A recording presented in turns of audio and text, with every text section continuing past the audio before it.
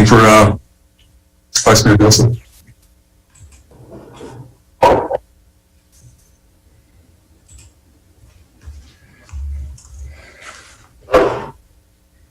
Oh, there he is. Okay. A little late, sorry. Everybody's present and accounted for. Very good. Call the meeting to order. Joint City Council Fire Protection District Board meeting for April 20th, 2021.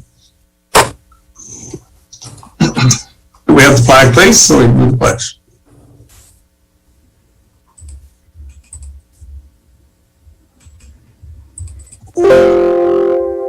Okay. Please join me in the Pledge of Allegiance. I pledge allegiance to the flag of the United States of America and to the republic for which it stands, one nation, under God, indivisible, with liberty and justice for all. Thank you.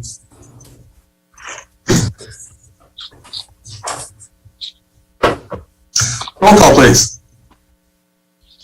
Board Member, Council Member Miriam Abadamos. Here. Board Council Member David Oral. Here. Board Council Member Pierre Washington. Here. Vice Chair, Vice Mayor Mark Joseph. Here. Chair, Mayor Leon Garcia. Here. Thank you all. Move on now to report on closed session, confirmation of reportable action. Mr. Ross. Good evening, Mayor and Council. The Council convened an open session at 5:30 p.m. to address matters agendized for both Fire District and City consideration. There were no public comments on the agenda, so we proceeded to closed session at that time. There was only one matter considered under the Fire District agenda item number 2. The consideration of the Fire District matters concluded at 5:37. And you then considered the matters for closed session consideration by the Council. You concluded your deliberations at 6:28.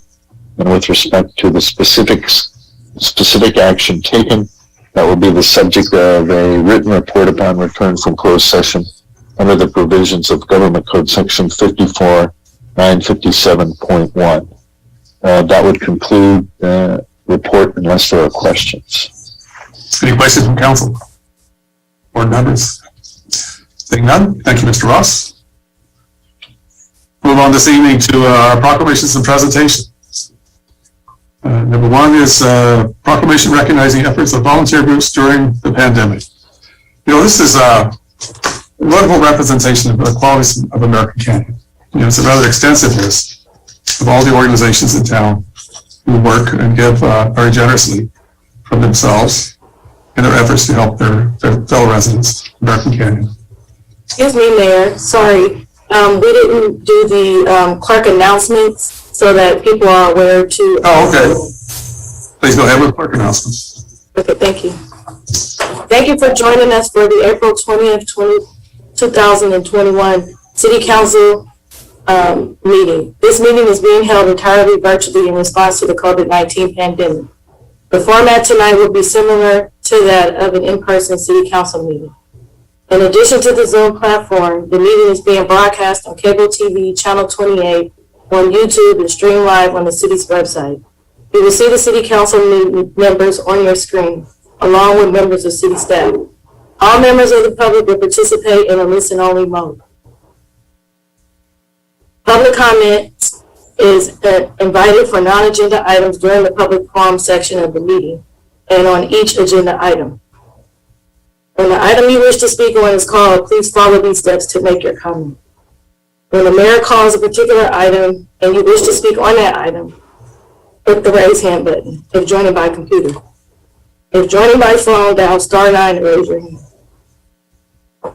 When it is your turn, I will announce your name and invite you to speak.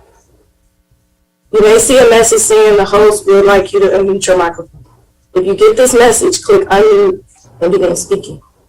To unmute yourself by phone, dial *6 and begin speaking. Video will not be turned on, only the audio.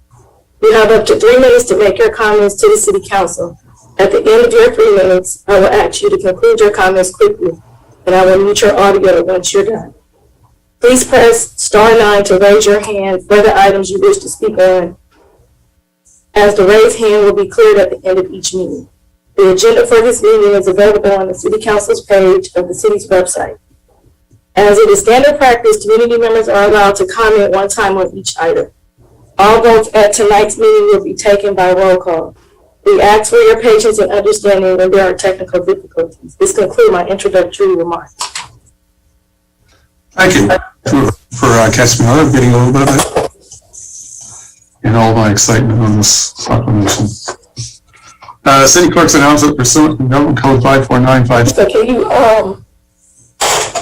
Hello. It is as stated in the agenda. yes. Okay. So a lot of proclamations and presentations. City of American Canyon proclamation recognized efforts of volunteer groups during the pandemic. Whereas in early 2020, the United States and the state of California, Napa County, and the city of American Canyon, COVID-19 significantly impacted the city residents, leading to stay-at-home orders, job losses, impact to the economy. And whereas many Americans, including Napa County and American Canyon residents, suffered illnesses and economic impacts. And whereas several agencies stepped forward to provide American Canyon residents with a wide range of services and offerings during these trying times. Whereas the City Council of the City of American Canyon recognizes and appreciates the efforts made by agencies that volunteer, gave financial resources, raising funds, and other resources to improve the lives of our American Canyon residents. And whereas we recognize the efforts of the following agencies tonight: Community Action of Napa Valley, County Food Bank, American Canyon Kiwanis Club, and American Canyon Emergency Food Pantry, the Napa Valley Community Organizations Active in Disasters, COAD, Innovative Health Solutions, American Canyon Boys and Girls Club, Napa Valley Unified School District, American Canyon Community Emergency Response Team, OA Health, Harvest Free Will Baptist Church, Holy Family Baptist, Holy Family, this is wrong. Holy Family Catholic Church, Collaborate Care, Feeding It Forward, Parents Can, Crosswalk Church, American Canyon Community and Parks Foundation, American Canyon Arts Foundation, American Canyon High School Key Club, American Canyon Lions Club, Seroptimus International of American Canyon, American Canyon Troop Support, VFW Post 1123, Napa Junction PTA, REMAX, American Canyon Orthodontics, American Canyon Pediatrics, Brian Farmer Insurance, Cub Scout Troop, Jameson Humane, American Canyon Chamber of Commerce, Catholic Charities, and various individuals and volunteers. Whereas through their generous time, money, and in-kind service, many opportunities have been afforded to our community, including food resources, drive-through events, community art activities, holiday toy, and food drives, focus on targeted fundraisers, PPE drives and distribution, and offerings that support the mental and physical health of the residents. And now therefore be it resolved that I, Leon Garcia, Mayor Leon Garcia, on behalf of the City of American Canyon City Council, urge all residents to join the City Council in recognizing the efforts and show appreciation to those who have continued to support American Canyon and assist their fellow American Canyon residents.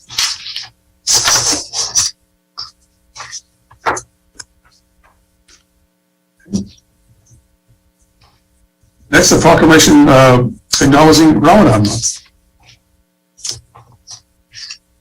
The American Canyon Proclamation acknowledging the Muslim holiday of Ramadan. Whereas freedom of religion holds distinct and cherished and essential right and a fundamental value upon which this nation was founded. Whereas enriched by the unparalleled diversity of residents of American Canyon, takes great pride in supporting individual religious freedoms and strengthens by the many varied religious, political, and cultural traditions and contributions of its diverse population, including those Americans who practice Islam. And whereas approximately 1 million Muslim Americans currently reside in California, the highest number of any state in the United States. And whereas there is a thriving community of Muslims in California and numerous mosques and religious centers, and the American Muslims pursue their diverse professions and make rich contributions to social, cultural, and economic vibrancy of the United States, and have distinguished themselves by fostering respect and understanding among all people through faith and services. And whereas the public health order associated with COVID-19 outbreaks forced temporary closure and restricted use of Muslim nonprofits, community centers, mosques, schools, businesses, and other establishments throughout the Bay Area, Muslim organizations have assisted those in need during the COVID-19 pandemic. And whereas it is appropriate to promote awareness of individuals' contributions of the American Muslim of California and American Canyon.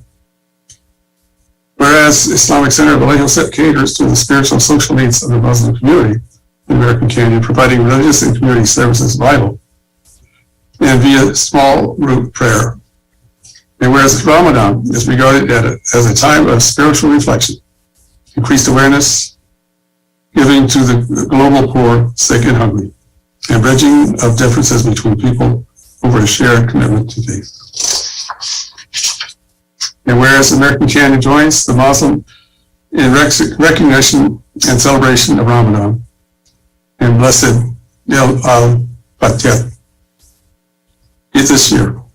Now, therefore, I, Mayor Leon Garcia, and the City Council of American Canyon do hereby proclaim City of American Canyon acknowledgement and recognition of the rich history, contributions, and guiding virtues of American Muslims, and to recognize the celebration of Ramadan and to commend the Muslim community in California for the lasting positive impact they have made toward the advancement of American Canyon in our country. With great honor and great respect. Mr. Mayor, can I just say a couple of words? Please do. First and foremost, being the first ever elected Muslim in Napa County and to any public office in all of Napa County, this proclamation means the world to me. I wanted to thank my colleagues for your support in this. It's been a rough road, but we finally got here, and it's just a step closer towards inclusion, and I'm very proud of our city for getting us there. I believe that today has been a historic day on many fronts, and this is just one of them. I'm very pleased, and we, on behalf of the Muslim community in American Canyon, we greatly appreciate this. It's been an honor being your council member, working with you guys, and serving with you, so thank you for this. Thank you. And if I may say, peace be with you.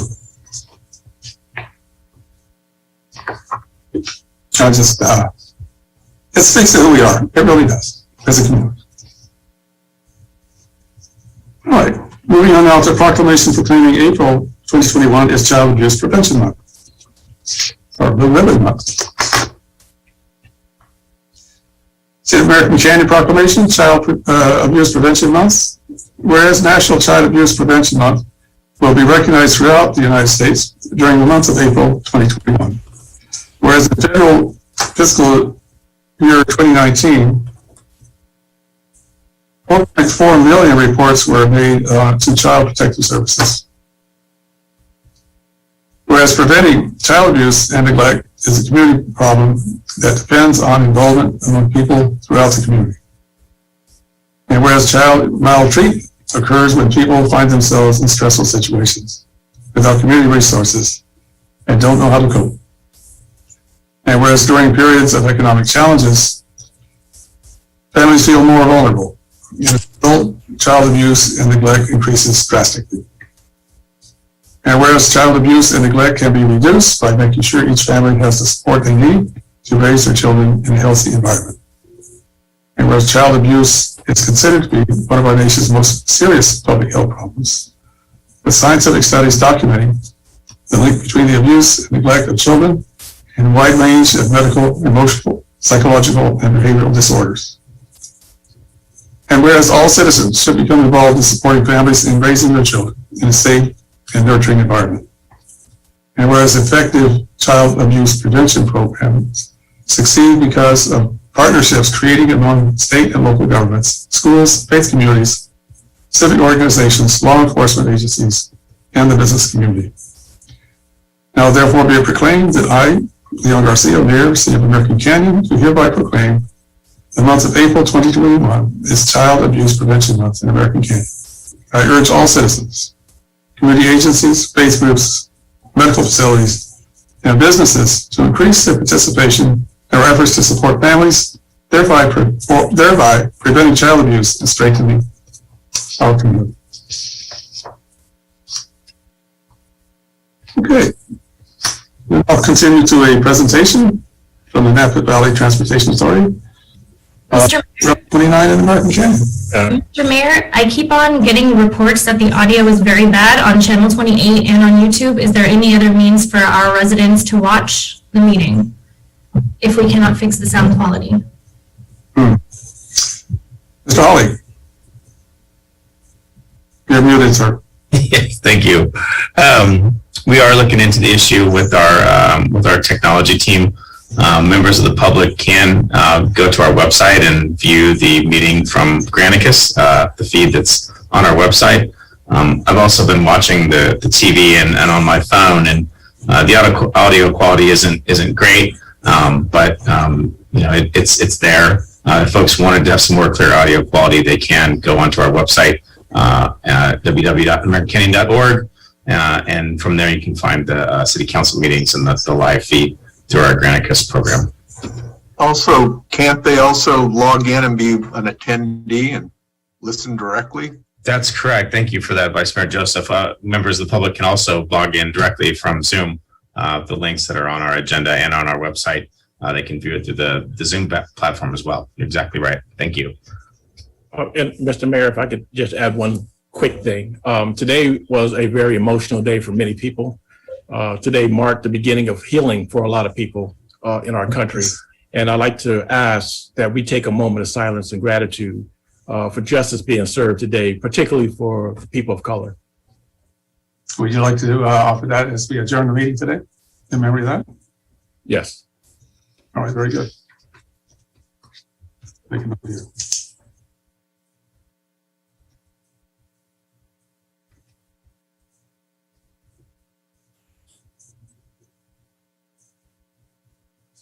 I would ask Councilmember Washington that you lead us in that when we close.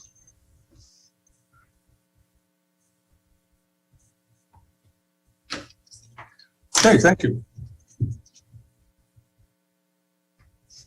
Have more people joining us on Zoom? It looks like Cherry, that we do have one of our participants who wanted to be included this in the chat box. Yes, he's in here. Please unmute your microphone. Yes. Hello, Mayor, City Council. I'm Ricky Hurtado, Community Engagement Manager of Cope Family Center.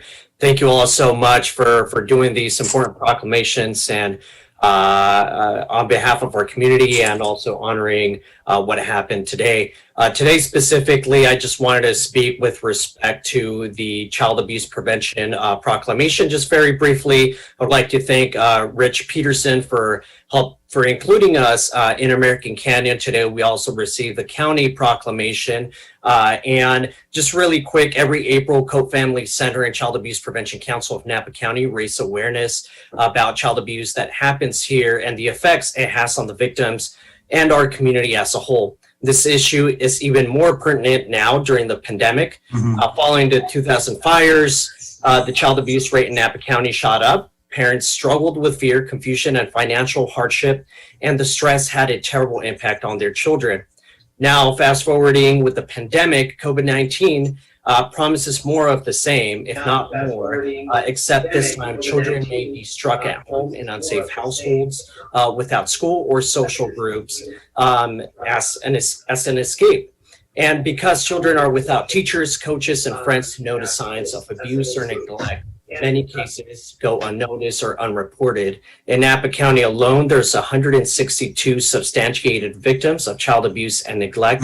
This number is likely 3 or 4 times higher to 486 to about 648 because child abuse is greatly underreported, especially now while children are so isolated. So again, just want to give you some brief facts about child abuse in Napa County, and I hope that you guys, we all can take a stand against this. I invite you all to go to copefamilycenter.org/blue ribbon to combat this. So thank you all so much, and wish you all the best in your meeting today. Thank you, Mayor and Council.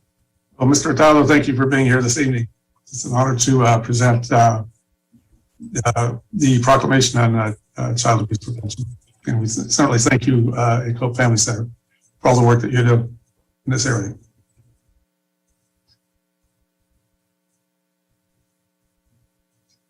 Right. We ready for a presentation from NVTA?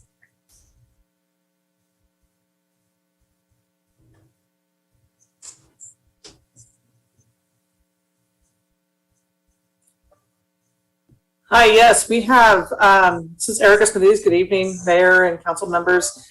We have Kate Miller, Executive Director for the Napa Valley Transportation Authority in our attendees room. And we also have Sanjay Mishra, engineer, project engineer for the Napa Valley Transportation Authority, also here to speak this evening on the PID.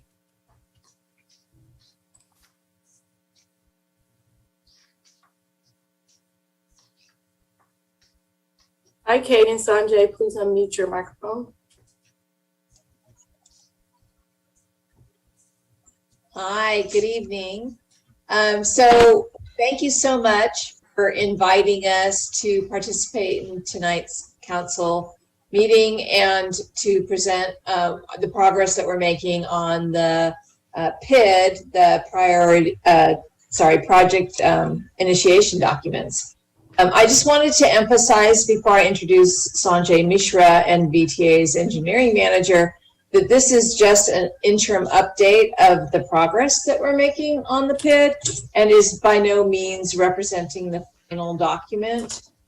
There's a lot more that needs to be done, including understanding the sort of cost estimates of the various options that we are looking at.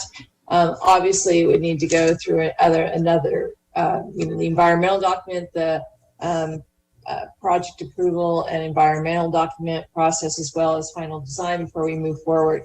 So I just wanted to kick off with that. And I'm going to go ahead and introduce Sanjay Mishra, who is going to walk you through sort of what we've put together to date. And then I will conclude with some final remarks. So thank you again. Thank you, Kate. Cherry, I just have a question. Whether you would be going through the slides we forwarded to you, or do you want me to share my screen? Please share your screen. Okay, give me a second.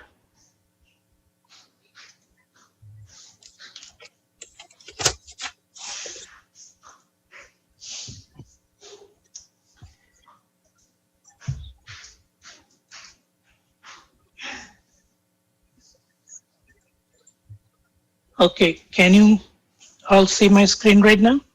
Yes, please proceed. Thank you. Good evening, Mayor, Vice Mayor, Council members, and City Manager. I'm Sanjay Mishra, the Engineering Manager for NVTA. The NVTA has developed the SR29 CMCP, the Comprehensive Multimodal Corridor Plan, to define and prioritize improvements in the SR29 corridor so that it is eligible for the SB1 solutions for congested corridor funding. NVTA board adopted the final SR29 CMCP in May last year.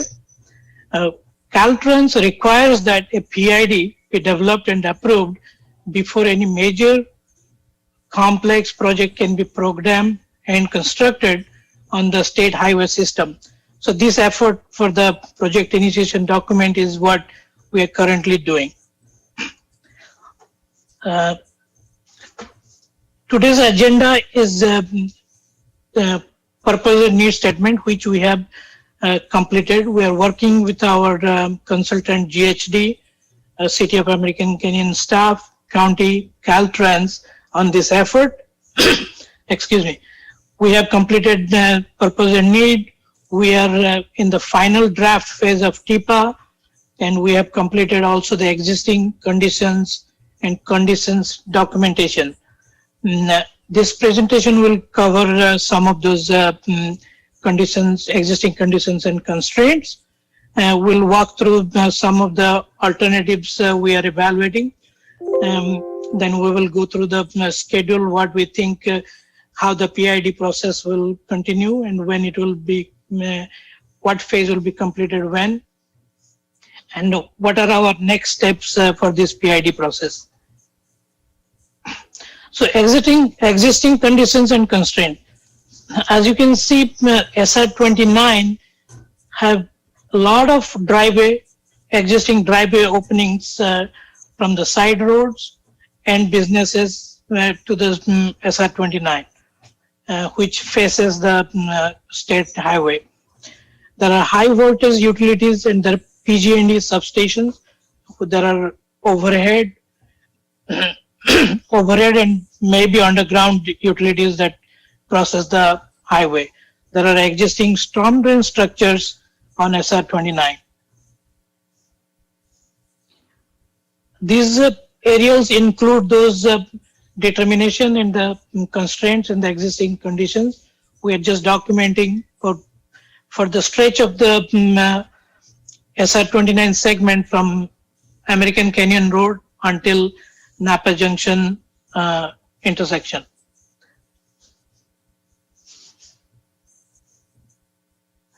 So the alternatives that we have developed in conjunction with our consultant are basically three alternatives. The first alternative is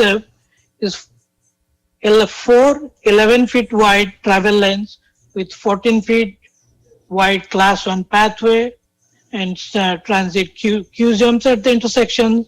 Some of the alternate one is currently signalized intersection, which could be reconfigured to add multimodal improvements. Alternative 2 is very similar to 1, except that there are roundabouts being proposed at some of these intersections. Alternative 3 is 12 feet travel lanes, 10 feet shoulder, and similar. So this just basically gives you a comparison of all the alternatives. The dollar amounts, what you see here, we have not filled in because we are still working with our consultants to come up with the total dollar numbers, which we haven't done yet, and we will bring it to the council once we get a handle of those details. The best cost scenario, what we could provide at this point is that alternative 1 would be the least expensive option, whereas alternative 3 would be roughly 2 to 3 times alternative 1, and alternative 2 is somewhere in between. This gives a little more detailed comparison of the alternatives, the travel lane widths, how much is the median, outer shoulders, what are the buffers, and right-of-way needs for these alternatives. Most of the cost for alternative 3 we think is because of the extensive right-of-way need. This is a cross-section showing how the alternate 1 and 2 would look like.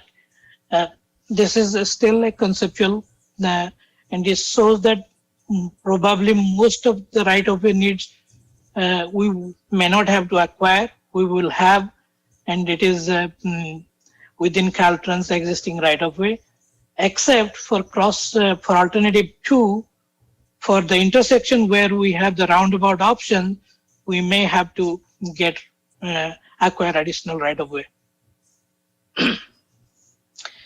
Alternative 3, which shows this particular alternative is actually taken from the Broadway specific plan, what was prepared by City of American Canyon before, and this 12 feet lane or shoulder width and median total width was taken from the Broadway specific plan.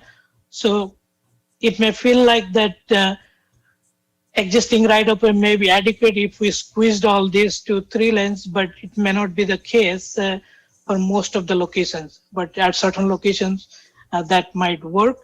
In future, or when we come back with future, if there are comments from our suggestions, we can verify how to accommodate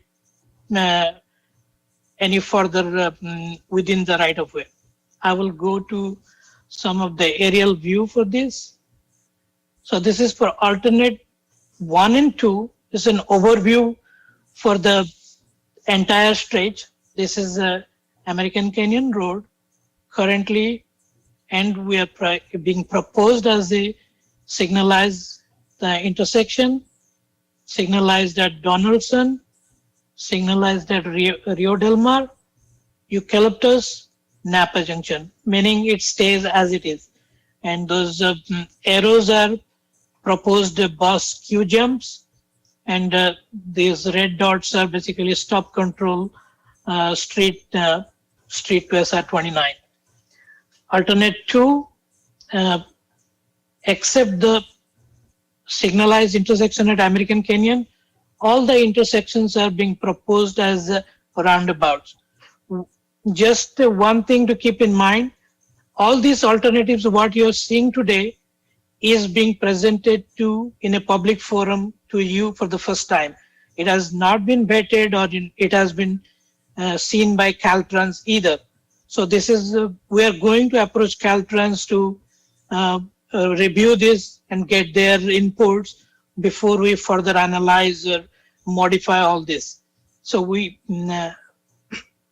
so just to keep that in mind. So there are 6 roundabout locations shown in this alternative, 4-lane highway and bus queue jumps at these intersections also being shown. So this is a closer view for the American Canyon Road.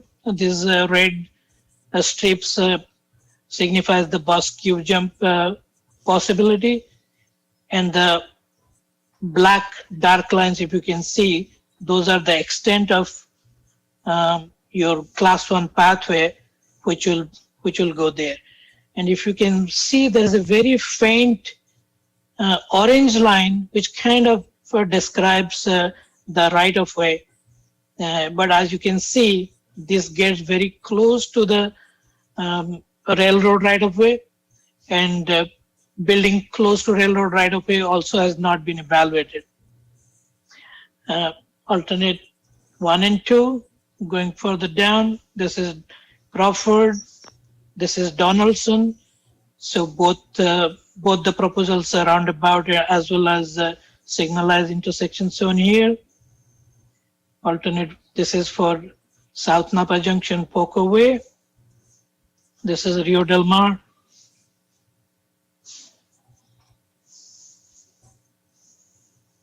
So this is alternate 2, where at Donaldson a roundabout is proposed and shows the outer layouts, how the roundabout will work.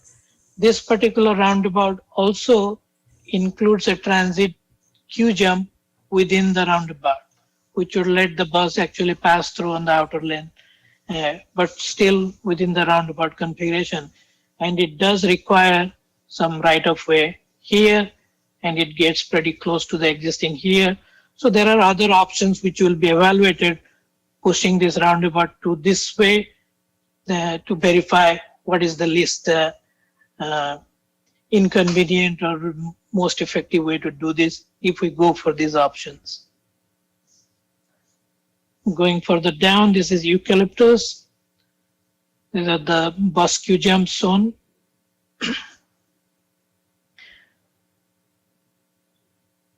This is the Napa Junction.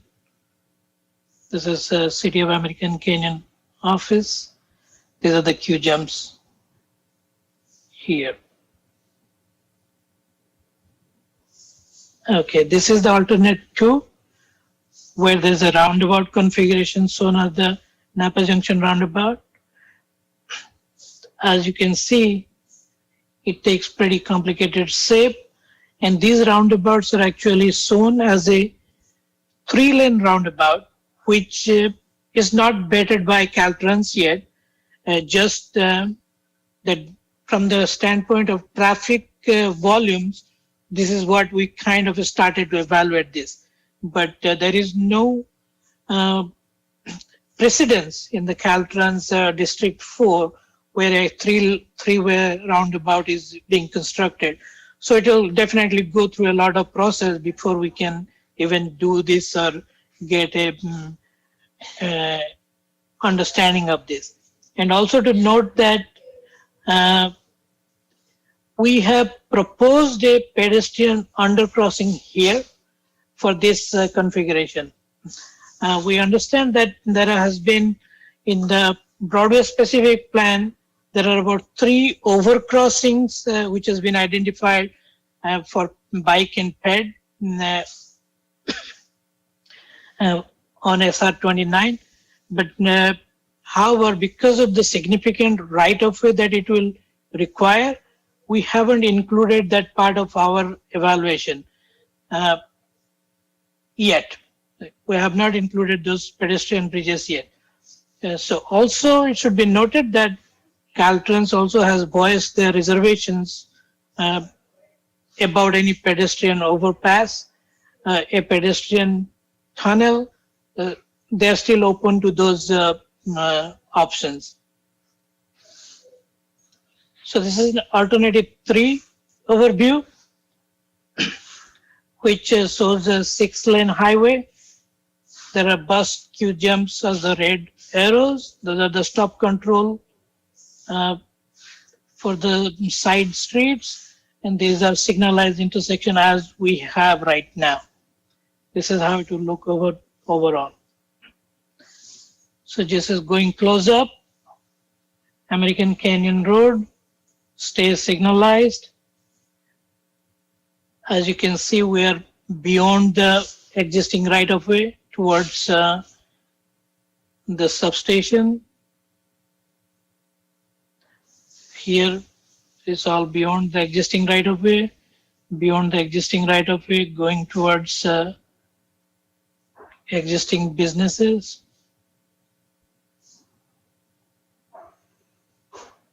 Similar.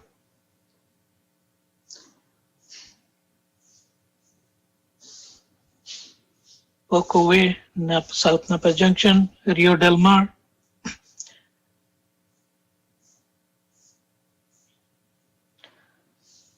Eucalyptus Drive, still signalized. You can notice how many driveways we have to be working with or around. And the Napa Junction signalized here for alternate 3. Okay, so now we come to the schedule. The traffic study and ICE intersection control analysis, which will be completed by our consultant by end of June this year. We are going to have this project alternatives. It just started, it will continue. We'll review with all the stakeholders and it will continue. We will have a fair preliminary environmental analysis report, which we expect to complete by end of June. The right-of-way and cost estimate also will progress as the different alternatives will evolve. We will have, we have put it as end of 2021 to firm it up, but definitely we'll have something before that for everybody to look at it. And our goal is to have the PSR PDS by end of 2021. Kate will go ahead and explain on this slide. So I just wanted to acknowledge that the funding for this project came from the City of American Canyon, and we responded to your request to evaluate the 6-lane option. We have indicated in the past that this is not something that Caltrans is likely to support. So I would just reinforce that one of the challenges that we would have are are the right-of-way needs and the additional costs associated with that. Caltrans is also in the middle of developing a climate action plan for transportation infrastructure. This is something that basically eliminates projects that would create capacity on Caltrans' existing right-of-way. So they have even been reticent to support some of the recent efforts by a number of counties around the state to pursue federal earmarking, and they wouldn't support it given that it was in conflict with CAPTI. So there's another challenge there that sort of formalizes their pre-existing policies around no capacity. I think their initial perspective had to do with not wanting to take on any more rehabilitation costs. So now they've sort of formalized that into a program that aligns with the governor's climate action interests. I would also just add that if, we've talked before about, well, like, how could we create a 6-lane highway? And one method is when local jurisdictions assume the right-of-way, and Caltrans relinquishes the right-of-way to a local jurisdiction. And so that still is a potential, but the cost for rehabilitation is quite significant. And, that would be the sole requirement of American Canyon. So we're looking at roughly $303 million a year to maintain the right-of-way in between Napa Junction and American Canyon Road. So with that, I'm happy to answer any questions, and so is Sanjay. We appreciate the city's support in moving this project forward. Coming up with the finalized PID process really moves us in a direction where we can start looking at identifying funding and moving forward with some of the other pre-construction phases. Yeah, just before we take questions, let me just finish up the next steps, what we are going to do with the PID process. We will complete our TIPA, which is right now the final draft phase. We'll complete that. And the outcome for this PID process will be the PSR. We'll document our existing conditions. We will give the details for opening and design your conditions. And as I spoke before, an ICE and a TOR evaluation also will be part of this study. And there will be environmental screening. It will not be a complete environmental report. It will just be environmental screening at this stage. And that would pretty much put all the identified projects to be eligible for any future grant funding that we would apply for, and then we'll go from there. Hey, Sanjay, this is Jason Hawley. I had a quick question for you. If you wouldn't mind going back to the cross-section that shows alternative 3. And I understand that the cross-sections for alternative 1 and alternative 3 are different from each other, and that this alternative 3, you took from our Broadway District specific plan, which was based also on the Highway 29 corridor study from several years ago. And it had the 3 12-foot lanes and the 20-foot median. And then if you go 2 slides before on alternative 1, it has the 11-foot lanes and the 14-foot median. And I'm wondering, I understand that alternative 3 came from those prior documents.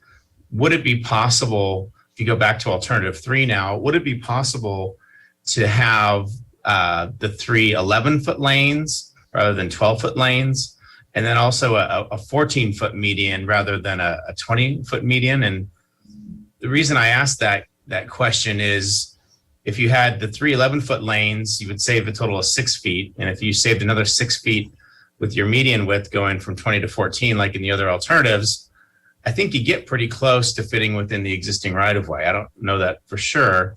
And it certainly is going to vary at the intersections. But in principle, roughly if 7 or 8 feet of right of way is needed along the corridor for the 12-foot lane alternative, could you shrink down those lanes to 11-foot like the alternatives 1 and 2, and maybe fit within that existing right of way a little bit, not having it be such a large acquisition? Jason, I think we could certainly do that, but I would just question why we would pursue that unless the city is very serious about having Caltrans or working with Caltrans to relinquish the right of way to the city. Because Caltrans is just going to continue to push back on any sort of capacity expansion. At this point, it's beyond their interest in reducing or maintaining or controlling their costs associated with maintenance. It's more now about responding to the governor's initiative around climate change. Or Ms. Miller, put it another way. How about having NVTA support what the city wants and the citizens have been doing for quite some time? We have gone over this over and over and over again. And we're almost coming up on a decade here of the SR 29 Citizen Advisory Committee, where we got all parties involved, and that thing was just tossed to the side. And now I've heard from you, autonomous vehicles, multimodal, and now we're seeing roundabouts. To me, I was going to hold my comments until later, but right now I'm just, when I read this packet and saw this, it makes me kind of livid. Everything that we have given to NVTA, the $250,000 for this study, which I feel like I kind of want the money back, 135 or 150 for the fees that we're doing for the bus maintenance depot. And yet everyone in this city and everyone that was part of that committee agrees that capacity increases need to be done down here. And not only that, it marries very much with our Broadway district specific plan of improving and beautifying that highway. So it's much more than just that. I mean, Caltrans right now, we're in a city of 20,000 people, can't even lower the speed limit from 55 to 35. They're not even doing simple steps. So we're used to getting no. And it's just infuriating that something like this would actually come across and then continue to hear from our own agency, no, no, no. Even the language that you're using is defeating. The fatal flaws, things like that. I have never heard anything about a possibility from you or from this agency about what we could actually do to make this happen. And it is absolutely infuriating to me, and it's absolutely infuriating to the citizens that live here, because you know what? This isn't our traffic. We merely host it. The rest of the county needs to get together in terms of putting housing where the jobs are, and then maybe we wouldn't have so much traffic. Moreover, we haven't actually heard from you or NVTA in terms of supporting the things that we are doing. Things like building parallel roads. Where's the help on the West Side Connector that actually puts together, takes capacity off of the highway, puts it on that side, or the East Side Connector that we're going to build on Newell, and there's a bridge that we need to do there. There's no leadership there from you guys in terms of helping that come along, or partnering with us, or having productive conversations. That is absolutely missing from this presentation. It's absolutely missing from the study that you guys are putting together. The city has taken the leadership on traffic signalization lights, and building those parallel roads. Again, I just have to say this is a pretty frustrating presentation, and to hear that in 2 months from now, you're going to go suggest roundabouts, and Caltrans has never done a project with 3 or 4 roundabouts on a major highway. I mean, I could see that with that amount of that capacity at certain times, it's going to be like the Champs-Élysées in Paris, right? It's just going to be one big gigantic traffic circle. And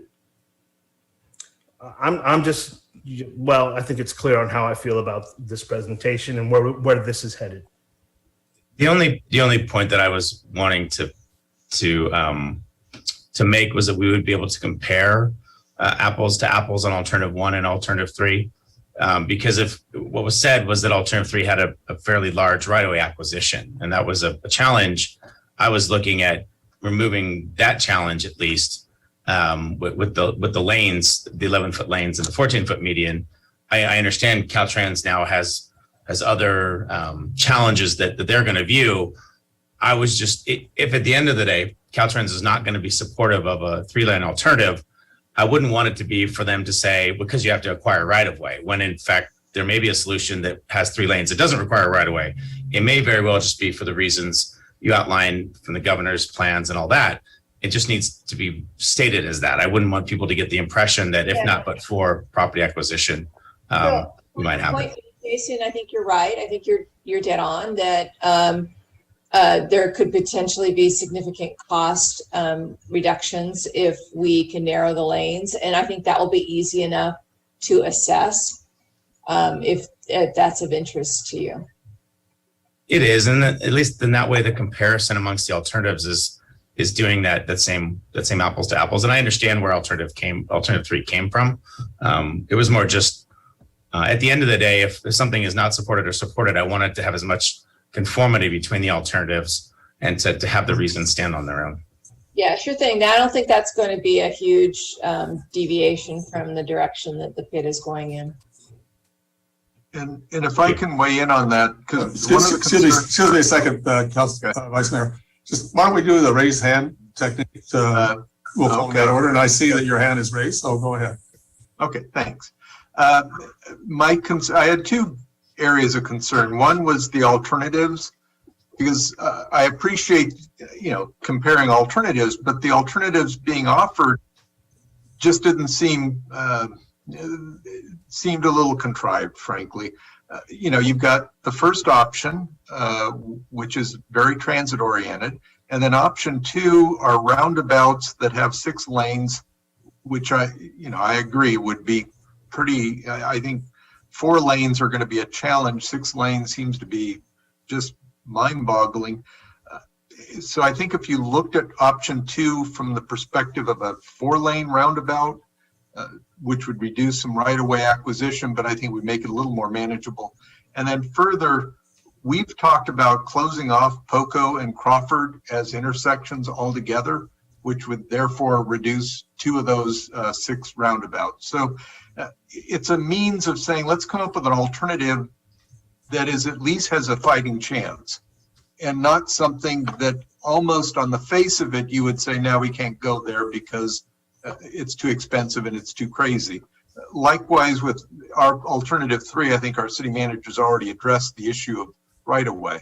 So the first thing is, if we're going to do comparison of alternatives, make them reasonable alternatives so that we have something to analyze and compare. That would be the first point. The second point relates more to intersections. There's a few at American Canyon Road and 29 in particular.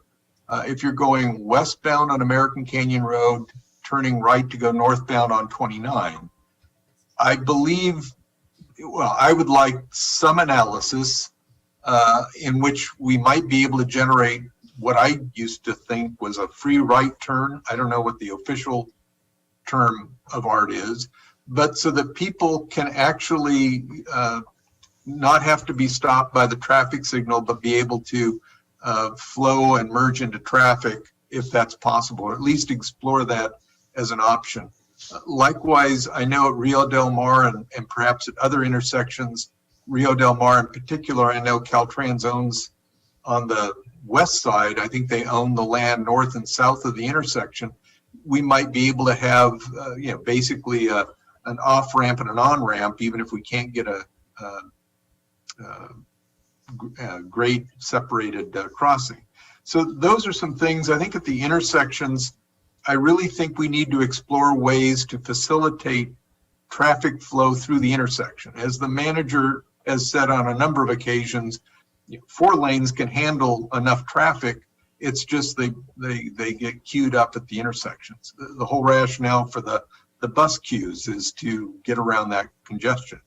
So again, as I've said before, we need to explore intersections and the operations of the intersections and look at that. The last thing on the pedestrian undercrossing at Napa Junction, if you go a little further to the north where the overpass is, you may be able to figure out a way to get across or get underneath using the existing area. It's a little further north, but it avoids an underground per se, because you're just basically going underneath the overpass.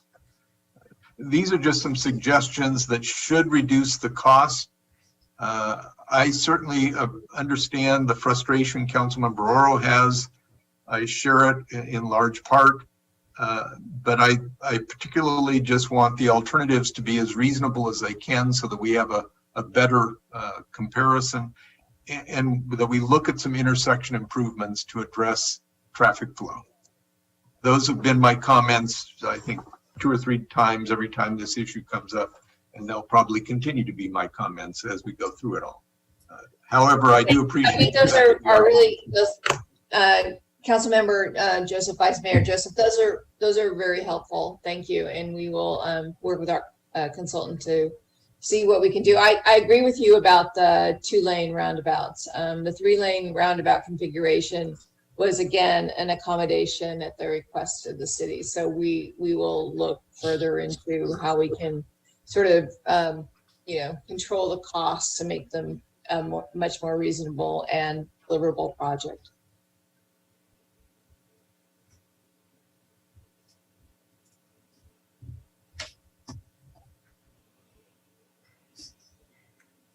Mr. Mayor, you're on mute. I'm hoping I raised my hand. I wanted to follow up on. Sorry, I'm sorry. Councilman, have your hand up. Yeah, just really quick. I want to piggyback off of what Vice Mayor Joseph said. There's 3 options here. They're not really good. Alternative one is actually not an option. That's the status quo. And then the roundabouts is going to be a hard sell. 3 is something that we have been looking at. I don't, I'm pretty livid about this whole thing and this process and the more than the decade that we've had in terms of trying to actually do something. I mean, if we were to ask, what have we done down here? Everything has been done by the city or have tried to do something like that. But I will, wanted to share that there's a couple comments here that you ought to consider in terms of improving. I have always thought that the light at Eucalyptus could probably go away. It doesn't need to be there.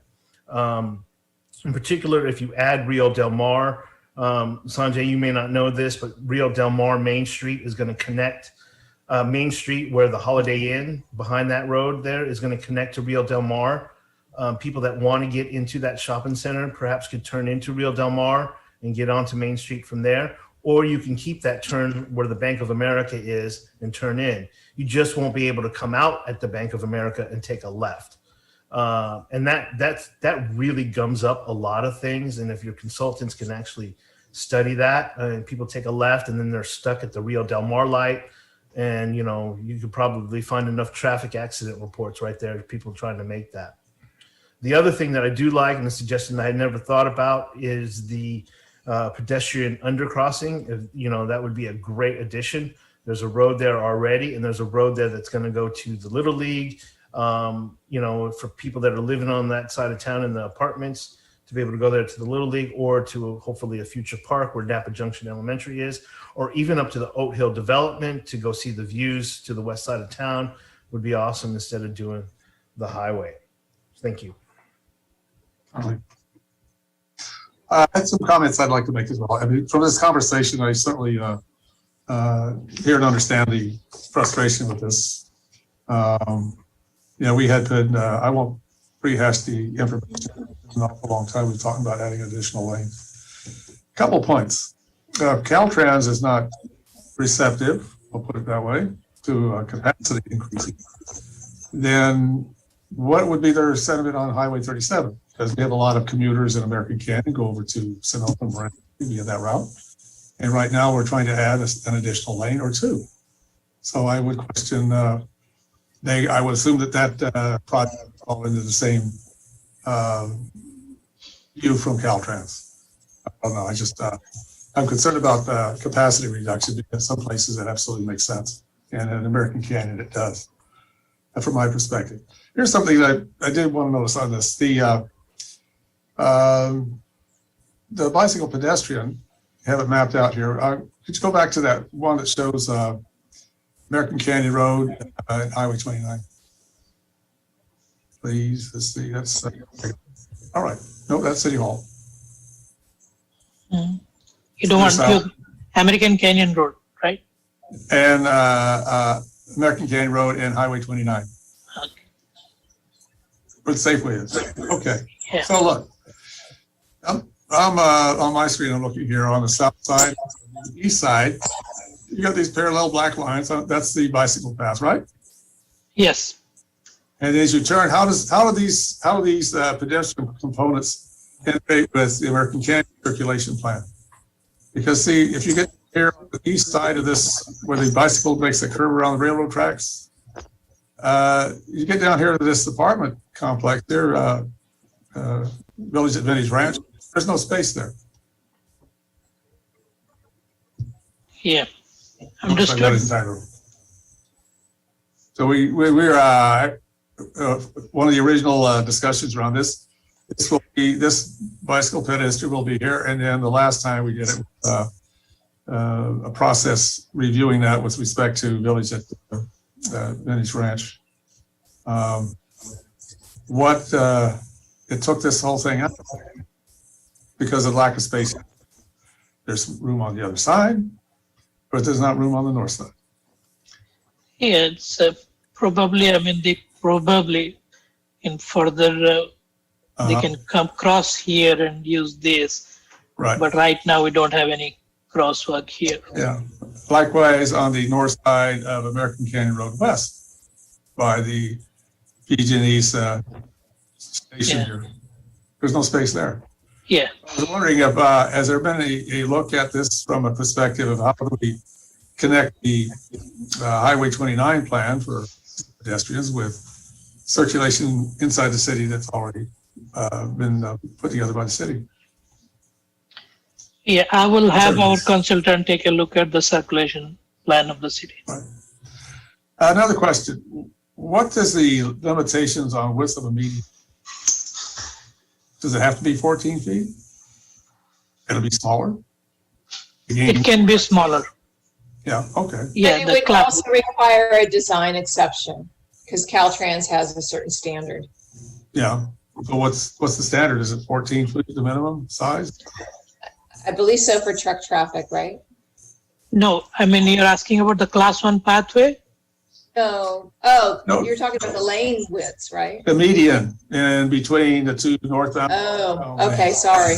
Yeah, The median can be, if we provided a barrier, I think the problem is the turn lanes. At every intersection, you will have turn lanes. Mhm. So if you have left turn lanes for, the opposing sides and a right turn lane at the same intersection, so you're looking at least 12, if you wanted two through lanes and have those turn lanes, so it actually puts the median, say, roughly about 12 to 14 feet, depending on the intersection location. Mhm. But if the turn lanes will take one of the travel lanes, then you can just be a barrier. You can reduce it to only a physical barrier and do that. Those are that can be done as engineering, but certainly right there where the turn lane portion is. The rest of it could be a median. Okay. yeah. So I mean, those are when we go into more detailed design, that would come up. So Yeah, that would be worth considering. Okay. Because I think some time ago, staff had put up this rather long map. It was the length of our conference room that showed both sides of State Route 29 and where the properties lines were, what was Caltrans. And there was probably, I think, one or two areas. This was looking at with Third Lane in mind, that there's only 2 or 3 areas where they had to acquire a small portion of property to be able to do that. That being said, I think maybe Councilmember Joseph. Actually, I think Councilmember Oro raised his hand before me. So I'll defer to him. Yeah, and it's just a follow up on Mayor Garcia's comment on capacity. I mean, we're attempting to go to Caltrans for a creative idea around roundabouts, and we're going to bring it to them and have those discussions with them. And it's something that they, from what I just heard from the presenters, it's something they've never seen before, right? But we're unwilling to go up with the same alternative for 3 to say that, hey, here is a 6-lane highway that actually is more than just capacity planning. It is about beautification of a highway for a community that has long been ignored here in Napa Valley in terms of what it could be in potential. And in fact, in addition to those lanes, there's frontage access, there's beautifying it with removing the power lines and also putting multimodal aspects to it. I would believe that some of the, which includes bike lanes and sidewalks and things of that nature, I would believe that that would have to carry some weight. So this whole thing around capacity planning, when I'm hearing about 37 being expanded, or when I'm hearing about 80 being expanded up north of Vacaville and the continuing adding of lanes, it just seems like to me we didn't even try, and that we're not going to try before we're even trying, and that is what kind of sort of frustrates me most, because I think we have a really good plan here that has been vetted for a very long time. And it needs to be presented in a way that is, with full commitment and backing as a solid alternative. Let them come back to us and say no. Let them come back to us and say this is expensive. But right now, I just don't feel like that we're getting that in any way. And every time that this has come up, it has always been like, no, here's a different alternative or not. And that's just disheartening. I would just add that this facility is probably not a candidate for tolling, and the other facilities that you're talking about are all toll lanes. Yeah, Ms. Miller, it's about trying. It's about doing, right? They're going to get roundabout. You're fighting hard for roundabouts on 29 in Oakville, right? They get crowded on the weekends and maybe on the way down from work after hours, but this gets bad down here. It goes all the way back to the airport, right? And we just haven't had anything.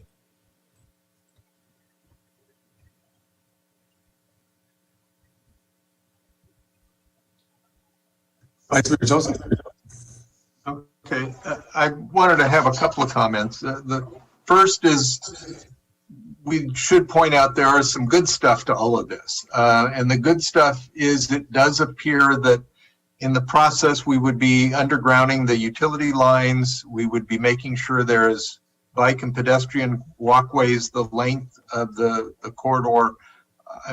I believe there'd be some landscaping as well. So from an aesthetics perspective, this is very good stuff. And I think we need to make sure everybody hears that as well. Some of the functional aspects, there's issues, but there is some good aesthetics in all of this, and that is a good point. The second one is, it seems like we're not communicating well. And I don't necessarily mean, that there's a kind of a rift between us trying to get 6 lanes and NVTA saying, Caltrans won't go for it. It's more at the detailed level. I'm concerned if our staff was saying we want to have a 6-lane roundabout, if our staff's saying that to NVTA, that's kind of a problem, because I can't imagine that being a good idea at any level. Likewise, if we're not pointing out that at least our traffic impact fees program assumed that Crawford and Poco were going to be eliminated, it seems like that element ought to be passed along for this corridor study, because it would be crazy to say, well, it's too expensive to have all these roundabouts when maybe, a third of them might be eliminated because we were planning on eliminating the intersection.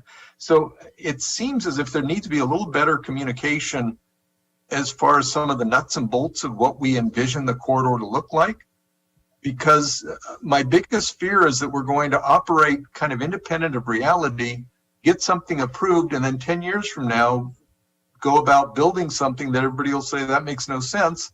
And it'll just be, well, this is what was approved, and, we're on autopilot. So I really want to emphasize, we need to go through a lot of these details, because I'm really concerned. This is our only shot at making the corridor better.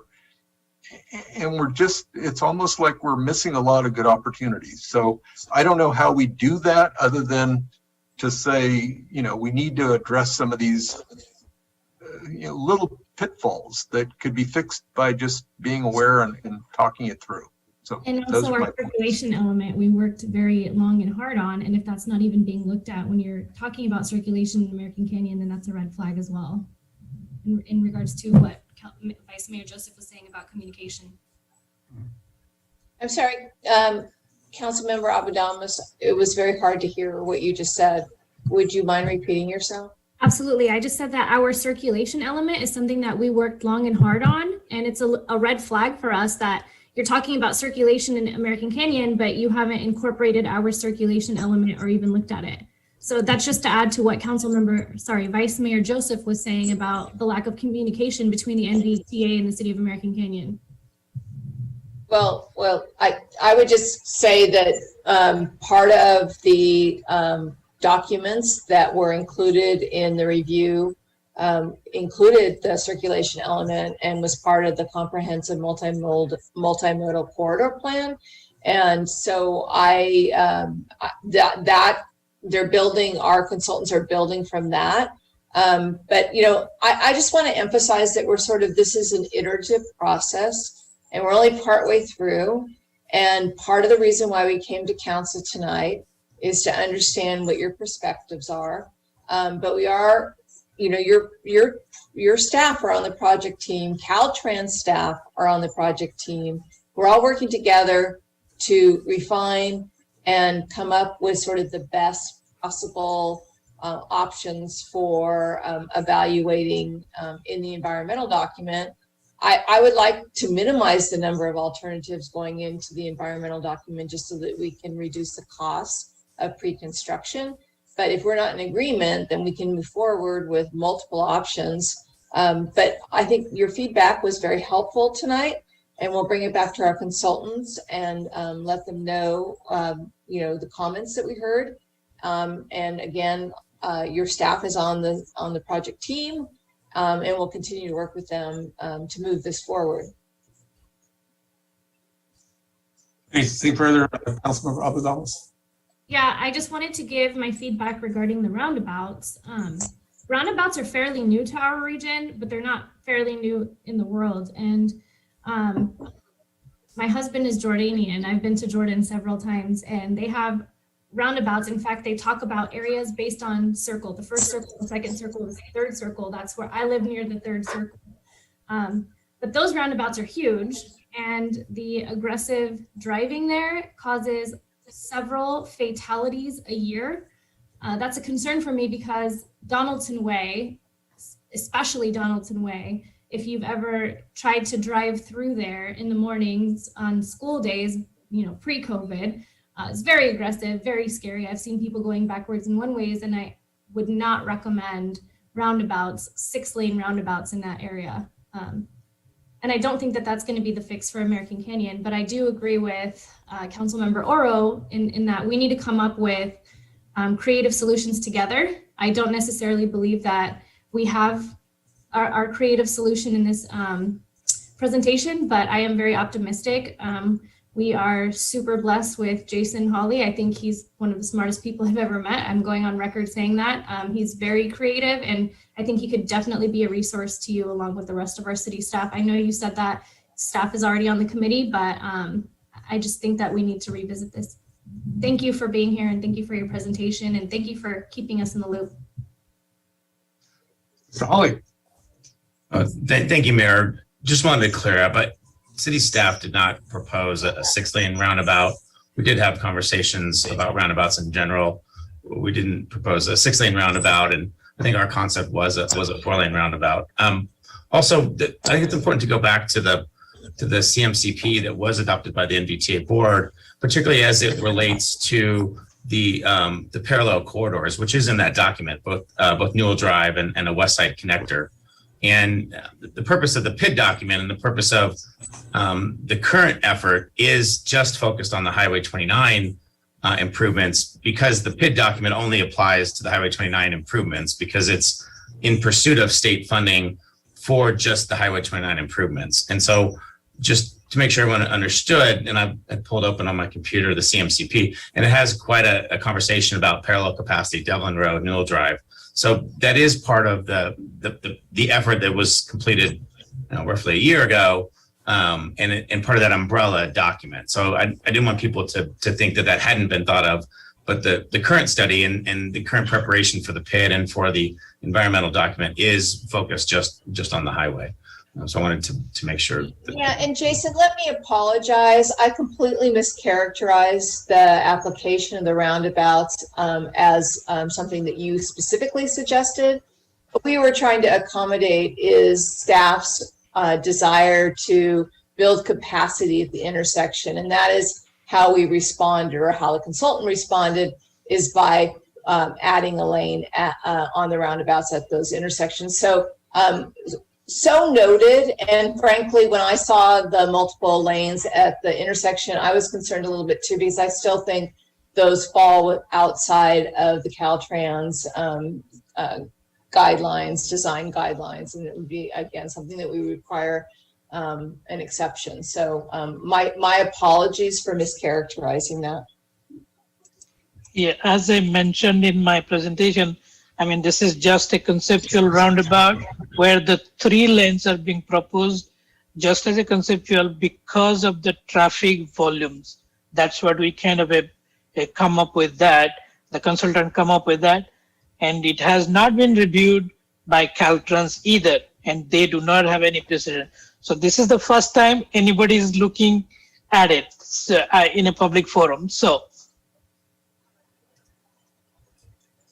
Okay. So we very much appreciate the feedback that we've gotten, and I think we'll work with your staff and hopefully reschedule another meeting. Also, we will still have some public outreach meetings, and you will be certainly key participants, I hope, in that meeting. Sir? Councilman Orr, you. Yeah, just to Councilman Robert point, there's opportunities to get this right.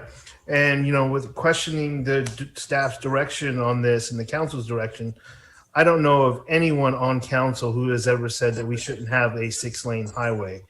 I have heard that we should have alternatives or figure out how bad is the best at, but there's never been a direction to find to get rid of that option. We haven't changed the Broadway district specific plan.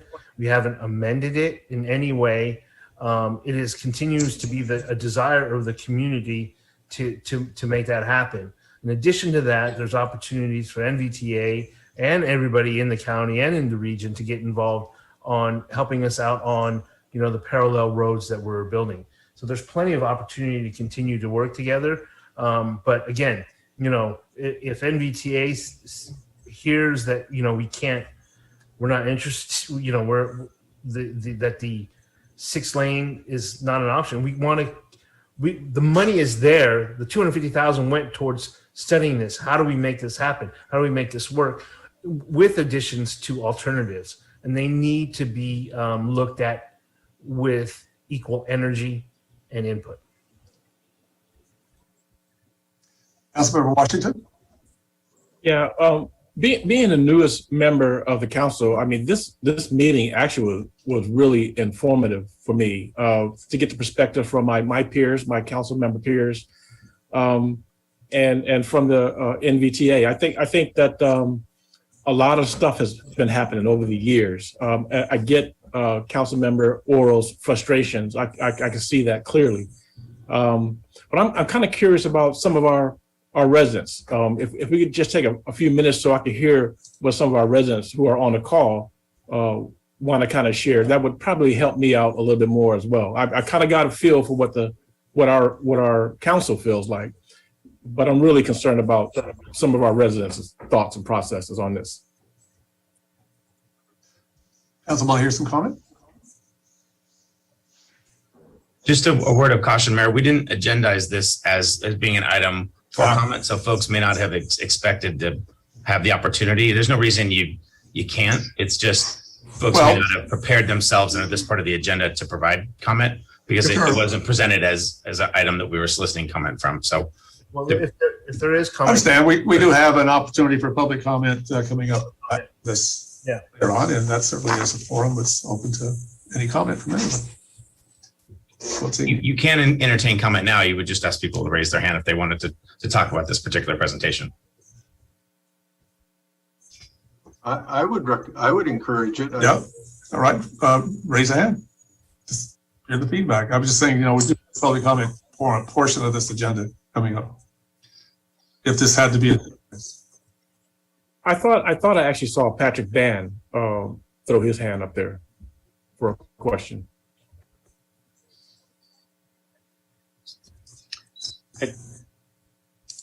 I'm not seeing anything on my screen. Hi, Patrick. Hi, thank you very much. Patrick Band, Executive Director, Napa County Bicycle Coalition. I just Good wanted evening. to Welcome. thank you very much. Again, wasn't necessarily expecting to have a chance to comment, so I appreciate it. We obviously are really concerned primarily about providing safe crossings for bicyclists and pedestrians at major corridors, including American Canyon Road, Donaldson, and Napa Junction. Broadly speaking, we're very excited to see the Class 1 north-south connectors on both sides of the highway included in this plan, at least at this stage. Although we certainly have concerns about widening highways and the impact on safe crossings that would include. We also recognize that there are proposed bike ped crossings at 3 locations. And really critical from our perspective is including whatever right-of-way and footprint would be required, whether they're bike ped bridges or undercrossings or some other kind of at-grade protected intersections, that those are included from the very get-go. And that when we're looking at what potential right-of-way might be required, that's a component of this process. I'll wrap up my comments there. Thank you very much. Thank you.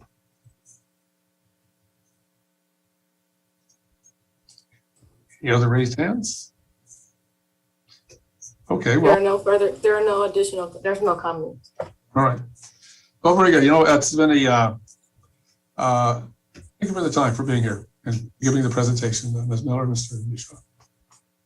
Thank you. It's informative, and I take it, this is kind of a rough draft, this is the beginning discussion, and it's got a lot more refinement will occur. I think we can all be assured of that. Yes. But I do agree with the council members that option of a third lane is something we would present to Caltrans to hear the response, because Councilor Oro's right. If you don't present it, then they think it's not an issue. And it has been for a very long time. But are there viable solutions that we can live with? That's where we got to get to. I took it up many years ago. I'm often want to quote Mick Jagger of the Rolling Stones. You can't always get what you want, but if you try real hard, you might find you get what you need. So I'll leave it at that. Thank you for the presentation. Thank you so much for having us. Okay. Moving on with our agenda here. We're on to general public comment, Mayor. Yes, I see that's page 4 here. Public comment, please. Public comment. Anybody waiting in line, like you, or letters, or? We received a non-agenda item, public comment from Jason Kishneth on cannabis, and his comment will be incorporated into the record. Okay, very good. Does that conclude all? Anything further?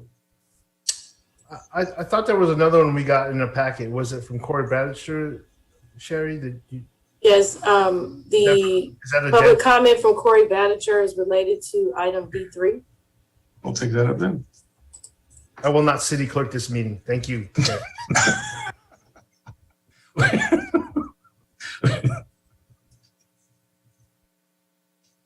Okay, and moving on. Public comment is closed. Agenda changes. Any agenda changes, council? If not, I'll accept the motion for approval of the So moved. Second? I'll second it. Okay, motion second, roll call, please. Board Member Abadamos, Yes. Board Member Oro, Yes. Board Member Washington, Yes. Vice Chair Joseph, Yes. Chair Garcia. Yes. Thank you, council.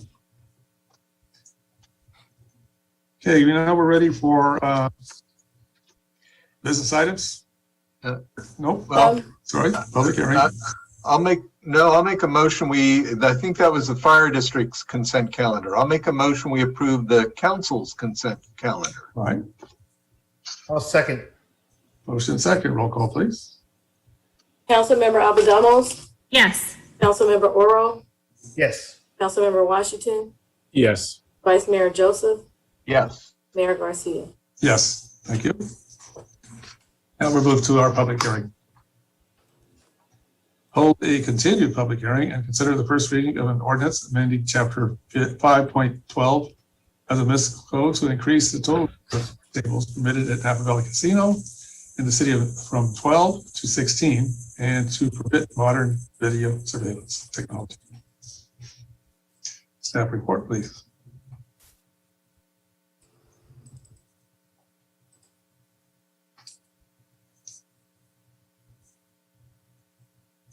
Hi, Bill, please unmute your microphone.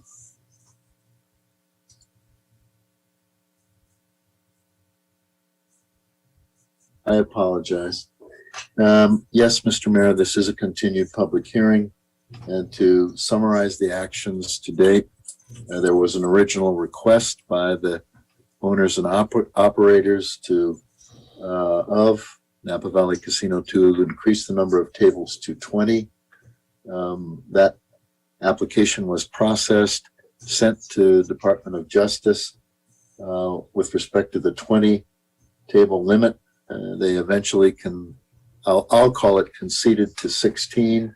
The applicant's representative and attorney and the owners were both contacted concerning that to secure their position. Their position is set forth in the packet tonight that they agree going forward with the 16, but they will continue their efforts with the State Gaming Commission to see if they can obtain approval for 2 or 4 more tables up to 20. So the matter before you tonight has been the ordinance that would increase the number of tables presently to 16, 4 more than present. 12 would provide for the modified electronic surveillance. So that's the summary. Included in the packet is the communication from Mr. Sharp, their attorney, that in defined terms says exactly what I represented, that they will pursue trying to get more tables from the State Gaming Commission and would like to come back before the council should that occur. So that's the summary. As indicated previously, the project would be exempt under CEQA. There's an exemption that's part of the project package. Otherwise, that would conclude the presentation unless there are questions. Any questions from council? Council ready for public hearing? Public hearing is open on this matter. Do we receive any comments? Hands raised for a comment. There are no public comments. Okay. That being said, I'll close public comment, return it to council for further discussion, decide action. I just Councilmember I wanted to comment that I think what's being proposed tonight makes sense. We know DOJ is okay for 16. If they can talk them into 20, they can always come back and we can do another ordinance. So Yeah. I think this is a reasonable proposal that's either the final version or an interim solution, but either way, I think it's reasonable. And if there's no other council comments, I'd make a motion to move forward with that, but I'll wait until everybody's done. What I would I'll ask, second. motion second, what I would add before we take the roll on it, it certainly benefits local businesses. Yes. Roll call, please.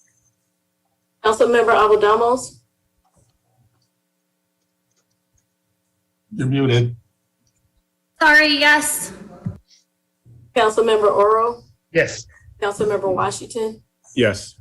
Vice Mayor Joseph, Yes. Mayor Garcia. Yes. Thank you.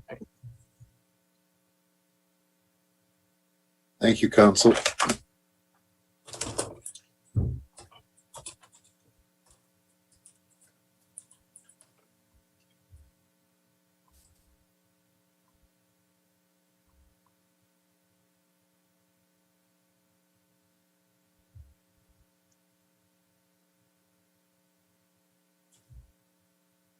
Leon, your, Mayor Garcia, your microphone is muted.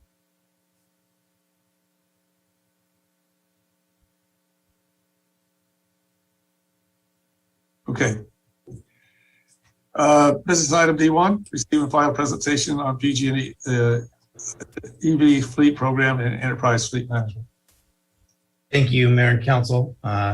This evening, we have representatives from PG&E as well as Enterprise Fleet Management, and I'll hand it over to Maintenance Utilities Director Felix Hernandez to introduce everyone. Thank you. Yes, thank you, Mr. Hawley. Good evening, Mr. Mayor, members of the council and public and staff. Tonight we have PG&E representative, public affairs representative Mark Van Gorder in the waiting room, and Christy Wilhite with Enterprise Fleet Management. They'll be joining us for this presentation.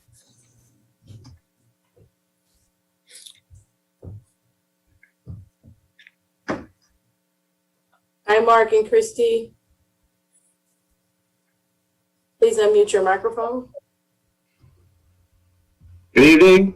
I'm here. Welcome. Don't believe, no, Christy, we should have Ian Tran on the phone or coming soon. He's here. I'm right here. Hi. Yeah. Oh, wait, Christy is here.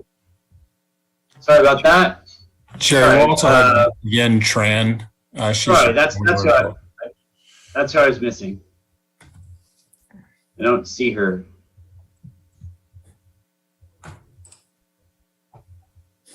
She's promoted. Hi, Yen. Is she joining? Thank you. I was able to accept the screen sharing. Thank you. Marco. An apologies to Christy. I was thinking that somehow that was being referenced as a PG&E partner there, so.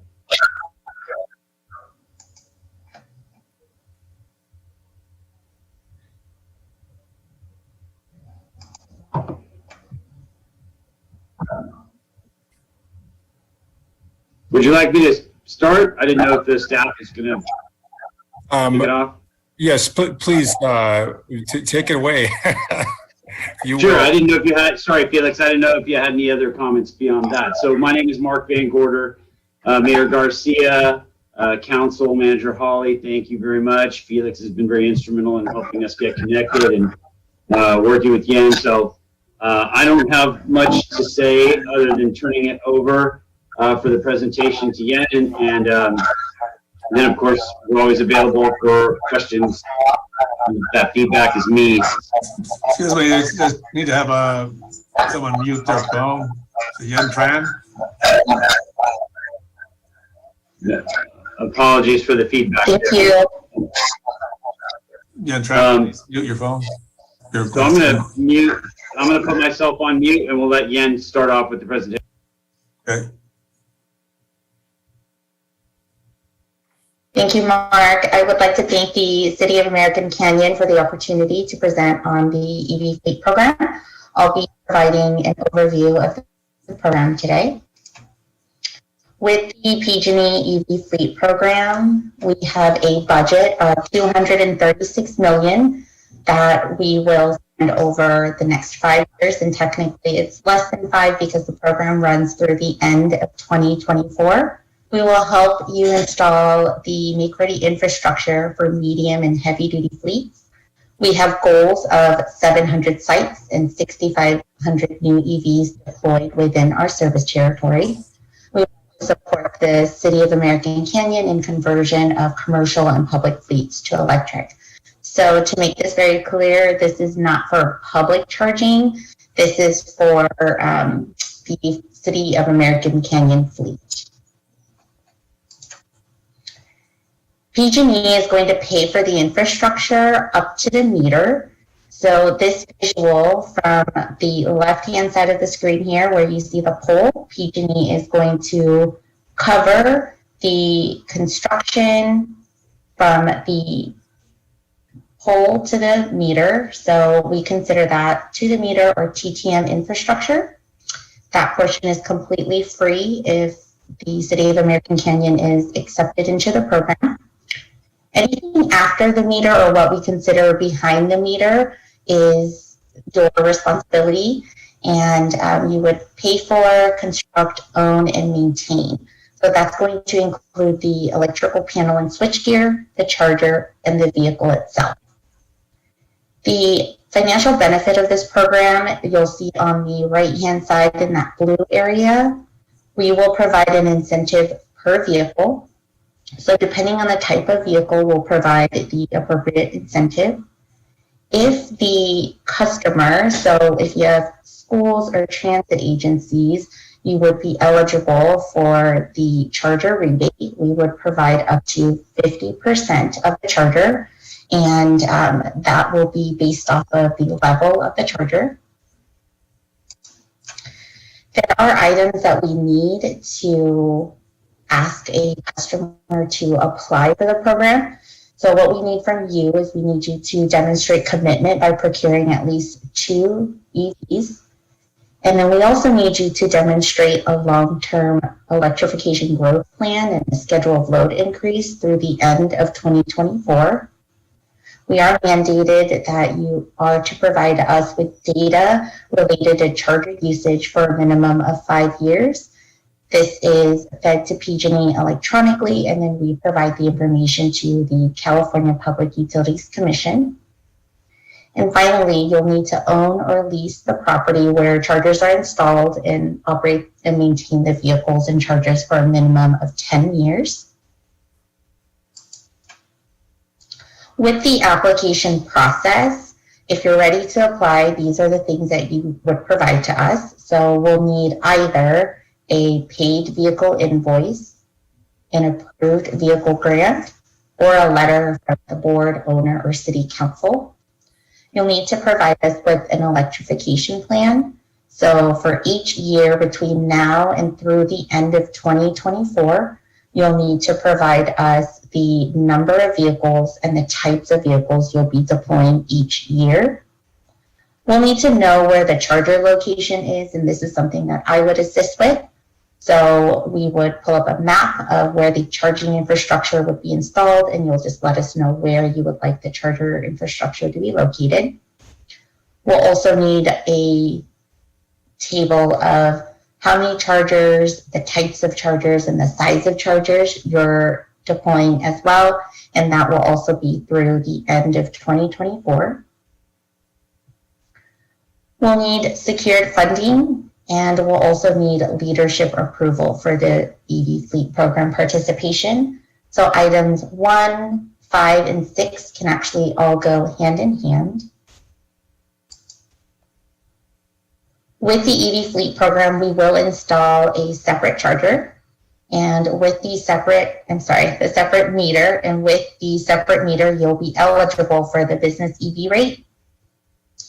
You'll choose your subscription block. You'll pay for your subscription block plus for the kilowatt usage with the time of use schedule listed here in that table.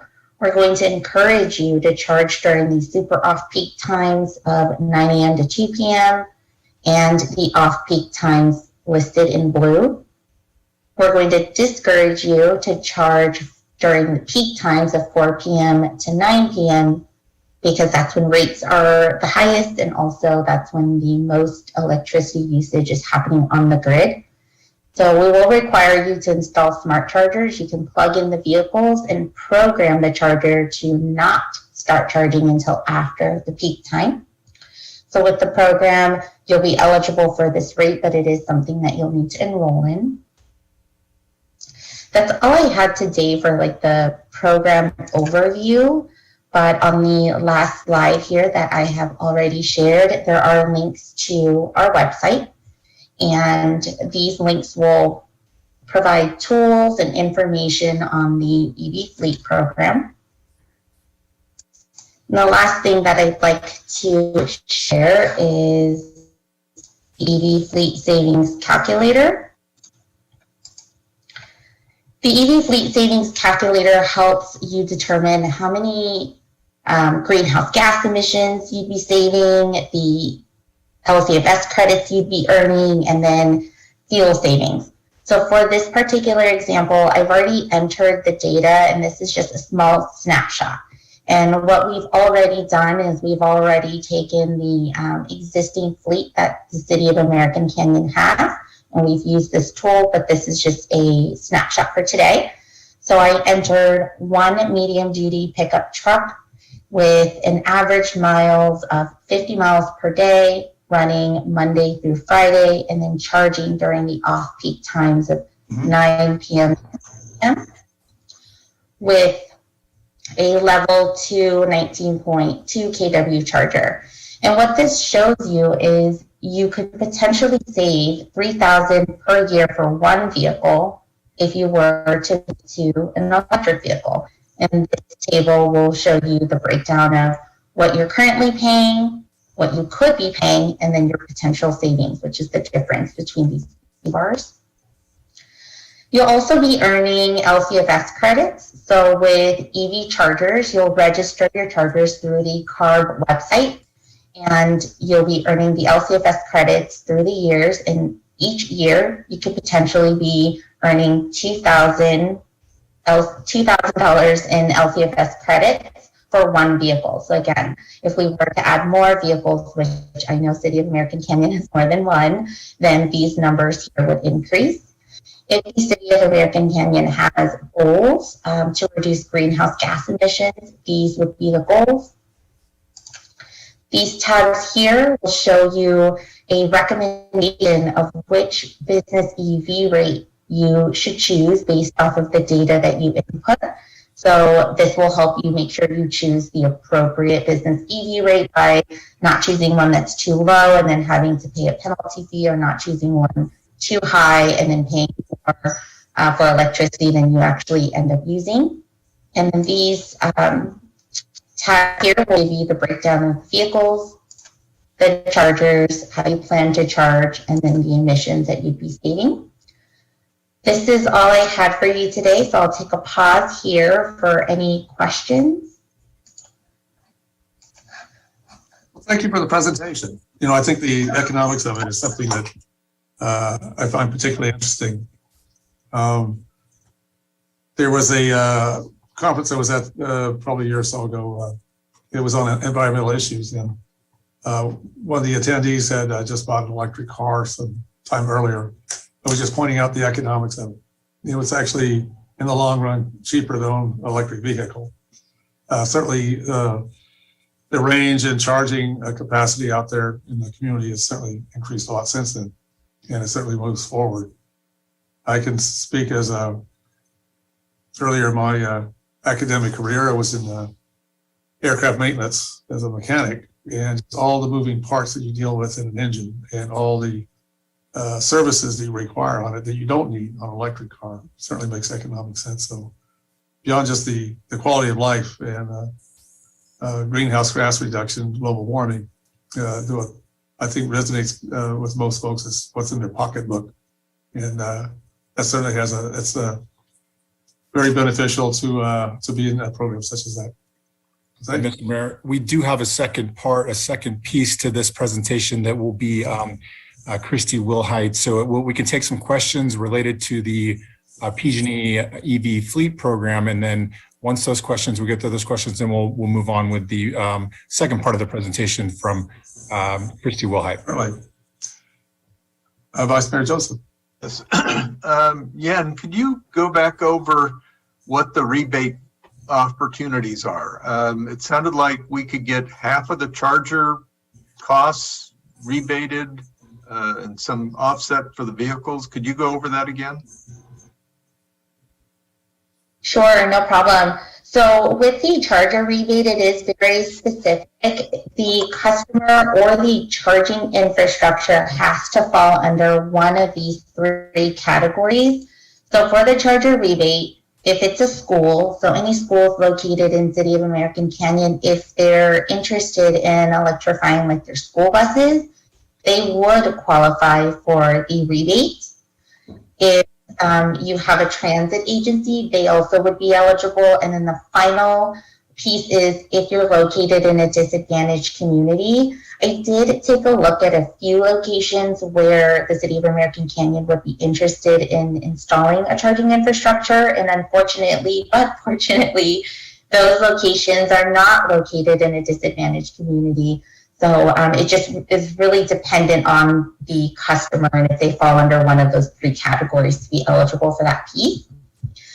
And for the incentive, it is broken down by the vehicle type. So if it's a transit bus or a Class 8 truck, we will provide up to $9,000. So $9,000 is the incentive cap.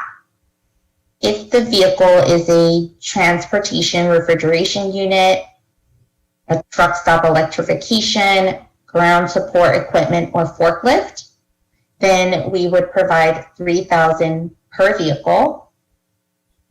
School buses, local delivery trucks, and anything that falls under other vehicles is $4,000 per vehicle. So it sounds like we're not eligible for the charger rebate, and the only, well, and on the vehicles, it sounds like, are we the other vehicles? So we're 4,000 a vehicle, or do we have a Class 8 truck or two in our fleet?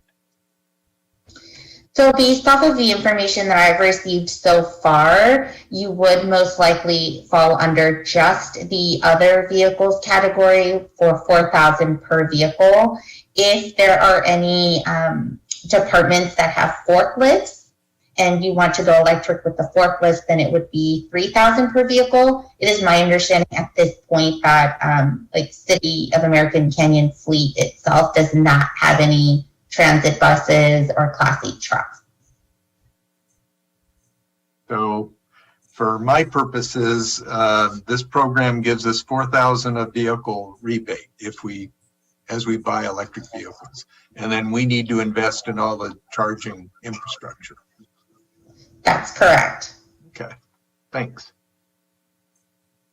Vice Mayor Jessup, I will point out that the Maintenance and Utilities Department has identified a forklift as well. So we've been holding off on that off-road forklift. So that would be in the mix.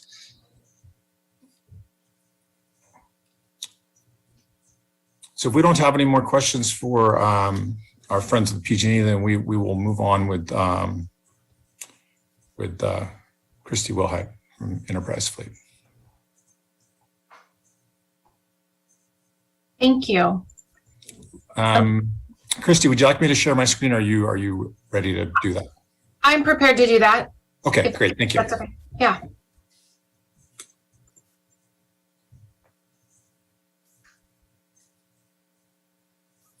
How'd I do? Do we all see my screen? Great. Yeah, there we are. Okay. Great. Well, Mayor, council members, thank you so much for having me here today. We're really excited for the opportunity to work with the City of American Canyon and appreciate your time.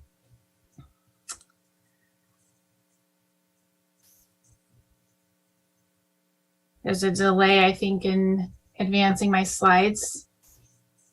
Here we go. So before we get into the details of our program, I just want to share with you that we work with over 150 government agencies across the state of California. You can see some of your neighbors here in Northern California, other cities here that have partnered with us, but we also work with counties, school districts, special districts across the state. And really, as of recently, we've seen unprecedented growth in the government space, primarily for two reasons. Number one, COVID has caused some budget constraints and restrictions, and so cities are looking for any way to alleviate some of that constraint. And number two, there's been a huge push across the state to move towards electrification and more sustainable options within the fleet. And we've been able to help our partners with both of those items. So we'll run through very briefly how we've been able to do that and how I believe, some options for how I believe we can help the City of American Canyon do that. Additionally, you will see in the bottom right corner, we have been awarded the Sourcewell contract. We've been vetted through their RFP process against 5 other fleet management companies. And like I said, we're awarded that bid through that process. So the overall goal of this partnership is, we obviously would work hand in hand with PG&E and be able to provide vehicles and electric vehicles. You have the option from the smallest gem cars, electric gem cars in the fleet, all the way up to the large, medium, and heavy duty vehicles. And the overall goal with all of the vehicles there within the city fleet is to create and execute a sustainable vehicle replacement plan that meets the goals of American Canyon. Without a plan, what happens is the fleet continues to get older, it continues to age, it gets more expensive, and there's increasing greenhouse gas emissions. And with older vehicles, it leads to lost productivity and reduced safety among your employees. So trying to look at all of those pieces and be financially aware of how we can make those better within the budget of American Canyon. So a partnership with Enterprise Fleet Management would give the city access to electric, hybrid, alternative fuel vehicles as they are introduced into the market, and also provide you with the flexibility and guidance to make financially sound decisions with the fleet. Each one of the city's assets has an effective vehicle life cycle, and vehicles within the city should be no different. That's where Enterprise's expertise comes into play. We have expertise and experience in managing over 2 million vehicles worldwide on our rent-a-car side. So it's critical that we know how to manage those vehicles well and in a financially stable position. And so this is the expertise that we share with our partners. So as you can see in this chart here over to the right, that current replacement window is where the city is operating today. Those blue and green lines are your operating expenses like fuel and maintenance. As you can see, those lines go up over time. They start to increase. Not only do they increase, but you start to lose control of those. There's the unknowns and the ups and downs of owning a vehicle that you're starting to use outside of your useful life. So by moving to that gray circle, that optimal time to replace, whether we're in it or even just closer to it, you start to reduce your costs and also control your costs so that year over year your budgeting is easier and more consistent year over year.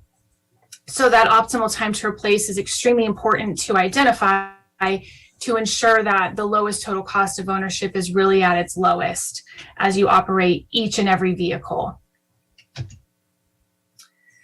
So Felix has provided me with some information on the city's fleet and some data. So just to give you some background on where we stand today with the city's fleet, the graph on the bottom part of the screen here shows the 34 light duty vehicles within the fleet. As you can see, there are 29 of those vehicles that are older than 10 years old. That's 85% of the fleet. Those are vehicles that are going to have higher operating expenses, outdated safety features, higher carbon emissions, and just overall tend to be unreliable for city employees that need to use them and inefficient. So with this program, which can also be extended to the medium and heavy duty vehicles, as well as police vehicles, both marked and unmarked. This program would reverse some of those trends within the fleet. If the trends continue at the current acquisition rates, it would take the city 68 years to replace the entire fleet, all while the average age gets older and older. Currently, the average age is about 17 years old across the fleet. So where do we go from here? As far as analyses that we put together for other cities, this is a fleet planning analysis that I've put together as a sample, as a cost guideline or comparison for you to see. And what you're looking at here is a 10-year rollout of the program, and 10 years meaning that you would have 2 5-year cycles. So if we identify a 5-year cycle for your vehicles, this would have 2 of those cycles in there to give you a full breadth of how that would work across those cycles. As you can see, we include costs for vehicle acquisition, maintenance, fuel to give us a total fleet budget, and resale is included here as well. Through our leasing program, yes, the city has rights to the equity of the vehicle, just like you do today. And there's no damage penalties or mileage restrictions or anything like that come up with leasing. So the city is able to manage capital budgets and keep the operating costs low while updating that fleet, getting it more fuel efficient, cleaner for the environment, and overall more productive. You can see towards the last 5 years that those maintenance and fuel numbers are essentially the same across all years, and that's because you've controlled your costs now through the program and through acquiring vehicles at the right time. So overall, in this scenario, the city would save approximately $222,000 by being on this replacement plan. In addition to the financial impact of having a proactive replacement plan, American Canyon would also see a significant reduction in the greenhouse gas emissions by replacing those inefficient vehicles with newer and more efficient vehicles. By replacing the oldest 14 vehicles in the fleet just with gas vehicles. So like for like with gas vehicles today, there's a 27% reduction in greenhouse gas emissions. Take into account now, if we look at newer electric and hybrid vehicles that are coming in, that number even is further reduced. So as those new hybrid and electric vehicles come to market, the city has the flexibility through this program to add them to the fleet without the large capital outlay of a brand new vehicle. Being able to swap out vehicles is easy. So overall, the fleet plan will provide consistency in budgeting, efficiencies in operations, and a plan for really full electrification when it's available for across all vehicles. Enterprise Fleet Management is really here to be a partner to the city for further consultation and analysis on an ongoing basis. And as city needs change and as new technology is available in the market, we're here to be that partner to provide you with financial advice and or vehicle advice and information. So appreciate your time today. I'm open for any questions that y'all might have. Questions from council? Oh, Councilman. I just have 2 quick questions. I understand it. So now we move from owning the vehicles to leasing the vehicles, correct? So we get rid of our entire fleet and it would be leased from Enterprise, correct? Yeah, you wouldn't as that 10-year plan showed, it wouldn't necessarily be you'd get rid of all the fleet day one. There would be a phased in approach to phasing out the fleet over time. Okay, so phasing in, but eventually at that end of that time, we would be leasing from Enterprise with a guarantee of getting a new vehicle every 5 years. 5 years, 7 years, is that what it was? 5 years? Yeah, as of right now, the recommendation is 5 years. There's flexibility in what we do and in lease terms, just dependent on what the market and what the needs of the city are. And then in that chart that you showed us with, our predictions, that's based on the numbers that we have that maybe Felix provided to you guys? Okay. Correct. Thank you. I'd like to quickly point out that the chart that was provided, we did provide information to Christy, but we would revisit that. That would definitely be refreshed, if you will. So yeah, it's an estimate. Yeah, there you go. That's all I yeah. Point that out. Vice Mayor Joseph. Yes, thank you for the presentation, both presentations, PG&E and Enterprise. A little bit of a history lesson. Years ago, former Fire Chief Keith Caldwell was in charge, in addition to running the fire district, was also in charge of our fleet and building maintenance programs.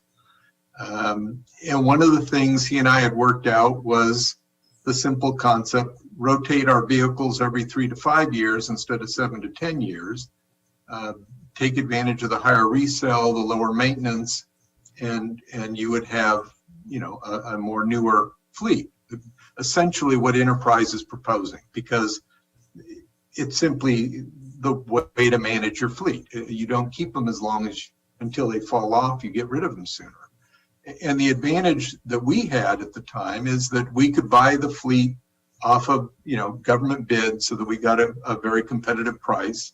And because we got rid of them so early, we got a pretty decent resale, and the life cycle was a lot lower than apparently what happened since he left. Because looking at one of that charts, all the vehicle acquisition was going on in the early 2000s while he was there, and after he left, apparently we just stopped buying vehicles and they've become very old. It's a little frustrating, because my expectation is that somebody is there analyzing our fleet and our operations, saying what makes sense. What I'm seeing is he left and we just stopped the operation. So I'm a little disappointed, frankly, in that. But be that as it may, I think what Enterprise is showing us is there is a whole advantage to managing our fleet operations. What I would appreciate is for staff to analyze what would be a third option, and that is we continue to own and manage our own fleet by taking advantage of government procurement savings, as well as a more aggressive resale by turning the fleet over sooner. You would get all the same advantages that Enterprise is offering. Theoretically, we might have the upper hand because we would have government procurement advantages, maybe Enterprise has as well. Either way, I think what I would like to see before we make any official decision is an analysis of what Enterprise can offer us in the way of savings versus what we could do with our own in-house program, and certainly consider the PG&E, because that becomes, kind of a variation on the in-house option. So like I said, I appreciate the fact that we're bringing this issue up. I think we need to be looking at how we can operate more effectively. And I just hope that we will analyze an in-house alternative and compare that to Enterprise and see what's in our best interest. Thank you. I will, if I can clarify, just on your comment, you would qualify through all of the government bids through us that you do today. So that is definitely on the table. Councilmember Washington. Just a quick question. I noticed on the beginning of your PowerPoint, you had the city of Petaluma on there. Have they gone to your fleet? Yes, they started a partnership with us back in July of last year. And I asked that because it's funny how they're actually one of the first cities that went with no gasoline stations not too long ago. So they're leading the pack in a lot of ways, huh? Yeah. So they and they went electric and hybrid where they could, with the plan to continue that process as options become available in the market for them. It just seems like they're setting the bar for that innovation. So I like that. Yeah, I think it's significant, as I commented earlier, the economics of it. I think probably what would be interesting is there could put together a graphic representation of that electric vehicle over time and optimal time to, I think, because the reality is it's far more effective and more efficient to go electric, given that the state of the technology these days, and that will only improve. I can't help but think over time. Charging as time will be down, batteries will be more effective, and so will the great experiments of getting back to electric.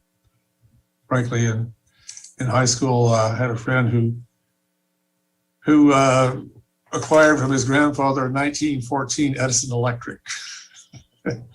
He would drive that around town every now and then for parades and things. But that's how long they've been around. Thank you. Is there any other, this is a receiving file. Is it going, got it right here? I have a question, and I'm sorry if I missed it. For the PG&E part, it says PG&E pays for infrastructure cost up to the customer meter. And please forgive my ignorance, but didn't we get electric charging meters or whatever they're called in front of City Hall through our NG project? Is this related? Are they different? I could speak to that. Yes, thank you. They are not related, only in that it's the sustainability component that we're going after. So we did include a charging station as part of the NG project. And if the council decided to go direct staff to pursue this electric vehicle fleet program through PG&E, I could see that those two projects merging again, where our partners with NG would make some recommendations based on the existing system that we have. For instance, the charging station at City Hall has its EV Connect software. So we want to have something that is compatible with that. So when we're monitoring and collecting data, everything is talking to everything else. So it's not joined yet, but I could see it potentially going in that direction. Just to follow up with that, Councilmember Abadamos, the program proposed by PG&E is for city fleet. And so it's not meant to be at a public location where anyone would use it. It's geared towards specifically city fleet at the courtyard or a treatment plant or something like that, where we would charge city vehicles. But what Felix is referencing is that we would want our public serving electric charging stations here at City Hall and other locations to be integrated so that we understood what was going on at all those locations. It's just the ones that the PG&E program will be dedicated to city fleet, kind of unseen and unused by the public. Thank you both. Thank you. Vice Mayor Joseph? Yes, just one more question. Is there a way that we could take advantage of the $4,000 vehicle rebate from PG&E and still operate under the enterprise fleet plan? Yes, and we previously spoke with PG&E. The enterprise program does qualify, so the lease vehicles do qualify. And that actually wasn't a coincidence as to why we brought them at the same time. But it was because of that linkage. It's not an either or. It's a best in class with both. Okay, great, thank you. Well, certainly. Thank you for bringing them both together. Yeah, and again, shifting as much as we can to an electric fleet, I think is just the right answer from a whole variety of directions. Anything further from council? Okay, I think this is Just receiving file, Mayor. We appreciate the information, and we'll get back to you as far as additional steps if it makes sense. Okay. Motion to receive and file. So moved. Is there a second? I'll second. Roll call, please. You're muted. Councilmember Abadamos? Yes. Councilmember Worrell? Yes. Councilmember Washington? Yes. Vice Mayor Joseph? Yes. Mayor Garcia? Yes. Thank you. Thank you for the presentation this evening. Thank you very much for the opportunity, Mayor and Council. Everyone have a good and safe night. Likewise. Very informative. Thank you. Okay, moving on in our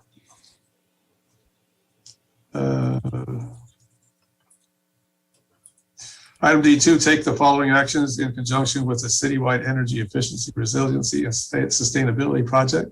1, adopt a resolution approving appropriations of $798,114 from Wastewater Enterprise Fund, $179,882 from the Water Enterprise Fund, $402,000 from the General Fund, increase the project budget to $1,379,996 for the impact funds to $3,703,867,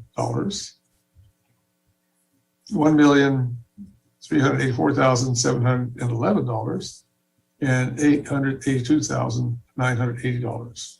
And number 2, approve contract change order number 1 with NG Services US in the amount of $1,059,996 for a total contract amount not to exceed $6,269,205.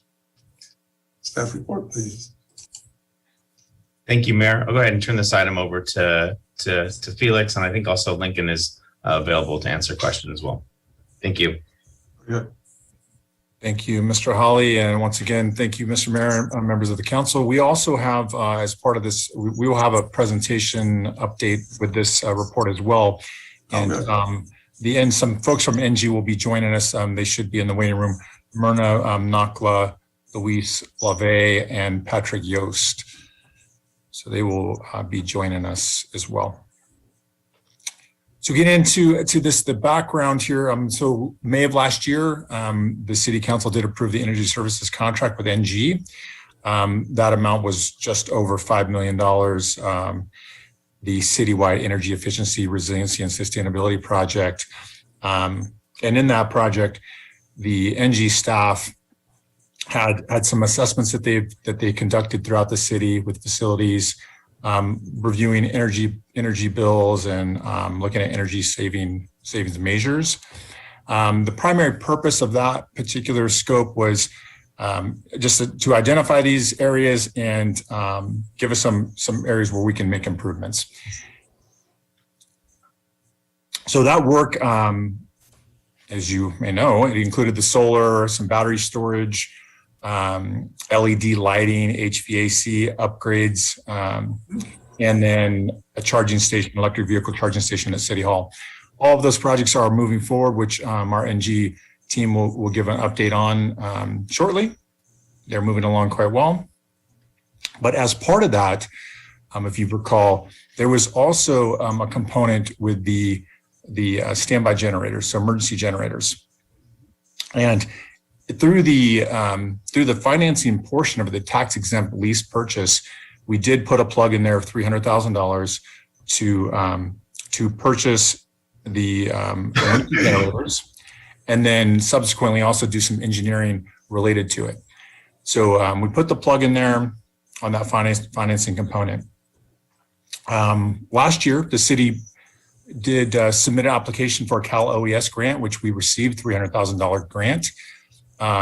Subsequently last year, in October of last year, we submitted another application and we received a second $300,000 grant from Cal OES. So making that total $600,000 in grant funding that we can use towards resiliency projects, PSPS, emergency standby power, which we identified in our application this generator project for that particular component. To date, NG has completed the engineering, the design, the scoping, the pricing of the backup solutions.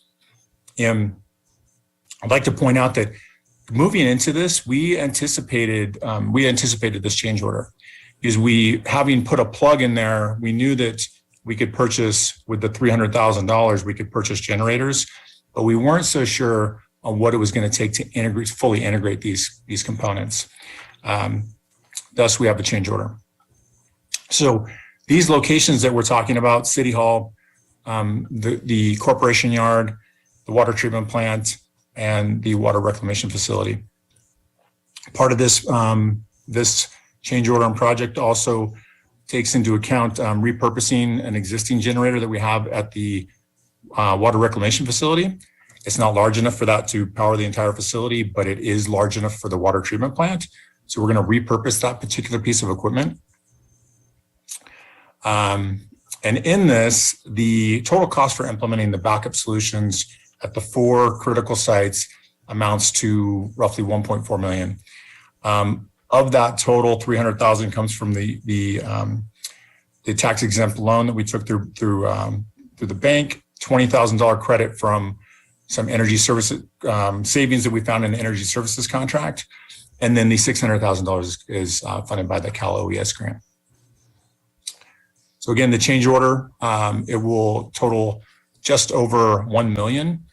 It's comprised of the new contract amount, which is roughly 1.4 million, less the 300,000 that we have already allocated, and then the 20,000 that we have in energy credit remaining from the original contract. So staff does recommend that council approve the additional appropriation as discussed and increase the project budget. The fiscal impact, hopefully I can explain this very well, is this action will result in the following appropriations: roughly 800,000 from the wastewater enterprise fund, 180,000 from the water enterprise fund, 402,000 from the general fund. But with the financial impact on how that action is going to reduce those fund balances, for the wastewater enterprise fund, it will be 354,000 and some change from the roughly 27 million that we have in that fund. The fund balance of the water enterprise fund, it will reduce it by roughly 106,000 to roughly 28 million. And then before the fiscal year net income, and that's before the fiscal year net income, investments and fixed assets are factored into that. The general fund balance will have no impact. The fire district portion of the original contract is not impacted by the change order either. The reason that the general fund will not have an impact is because that particular portion will the Cal OES grant money will be used to cover that particular portion. Other components to this, that's I think that just about wraps it up. Their environmental review, this is environmentally exempt per CEQA guidelines, and we can I can take some questions now. We can get into the presentation with the NG team. So I'm happy to do either one of those. We have some questions first. Okay, great. Yeah, just a quick question. I mean, that's a lot of numbers you just threw. There's a lot. So when I look at the staff recommendation, though, I see a lot of charts, pie charts, which I like pie charts, but they're more in percentages.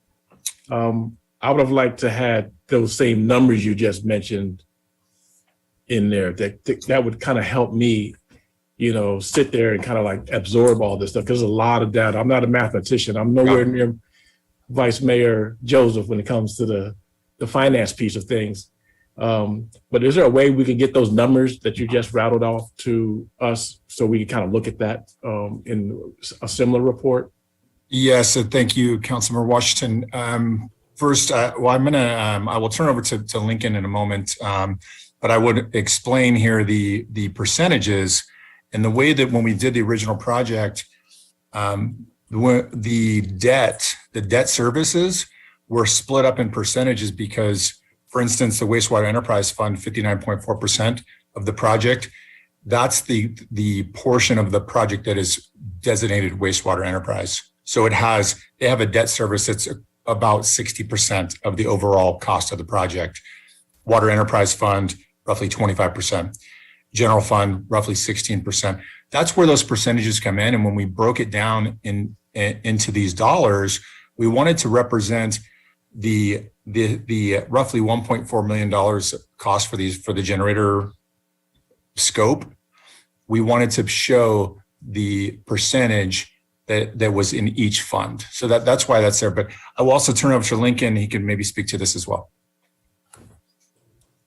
Sure. Good evening, Mayor and Council. I apologize. I got my COVID shot yesterday, so I'm not feeling really well. So I don't have my camera on.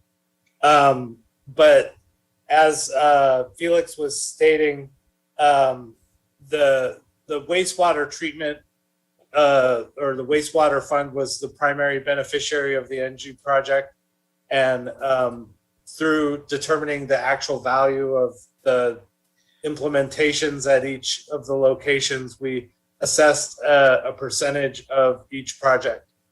Then with the change order, since fire department was not part of the change order, we left them out of the calculation, which is why those percentages don't add up to 100%, because the fire department is not in there. From there, we assigned each piece of the project to for the change order of the 1.3 minus the savings from the prior contract at those values, and we're able to also utilize the $600,000 in OES grants to offset the costs of the general fund, and also partially to the wastewater enterprise fund, which therefore left only an unbudgeted amount for this change order of about $460,000, which is being split between wastewater and water, and it's being split based on those percentages after taking out the OES grant and the credit and the savings on the prior contract, or on the original contract. I'm sorry, I don't have a better chart to show than what was in the staff report, really. I hope that clarified somewhat. You did a great job, Lincoln. Thanks for chiming in. Just for everybody's purposes, page 84 of the packet has the chart that Lincoln was referencing, and the very right-hand column of that chart really tells the story. Our ability to leverage those Cal OES grants makes this decision to add these generators in their full capacity and to build resiliency at each of these 4 critical locations in a way that the state is paying for more than half of that cost. You're talking $600,000 from the state and roughly $500,000 from the city. So that really kind of tells the story. And if there are further questions, either Lincoln or Felix or myself can answer them. Just one more quick question. We said that we're moving one generator to another area. What area are we moving it from and to? From the water reclamation facility, so the wastewater treatment plant, to the water treatment plant. Okay.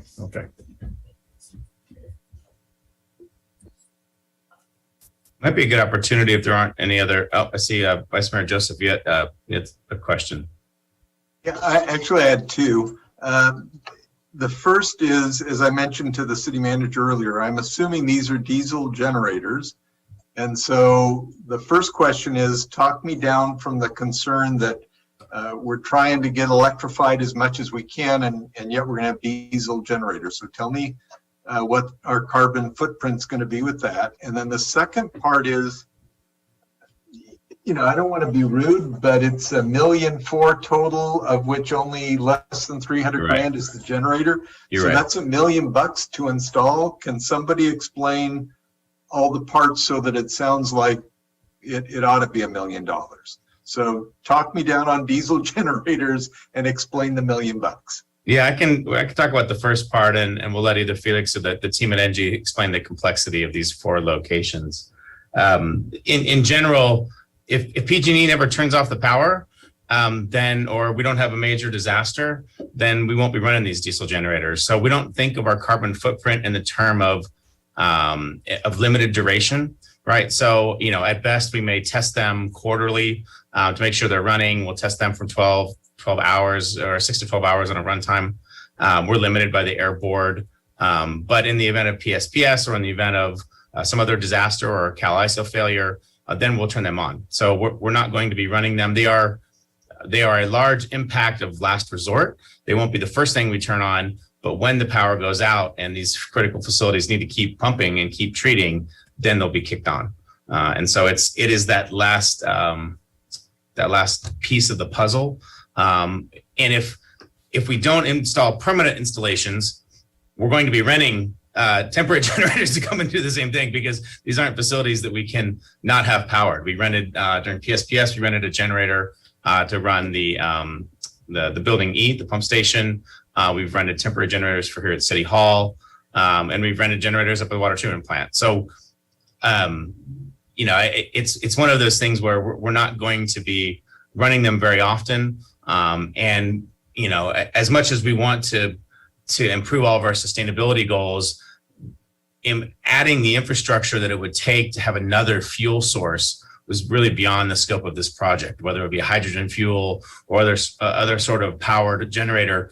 The infrastructure isn't at those locations to have those alternative fuels for this backup power. It would be a very important question, Vice Mayor Joseph, if we were going to be running them all the time, because you would be right. We'd be running these generators. We would want to be thinking about that fuel source. But in the case of something that hopefully we never have to use, or we test 4 times a year, we think it's a pretty low footprint compared to the option of having to bring that other infrastructure in.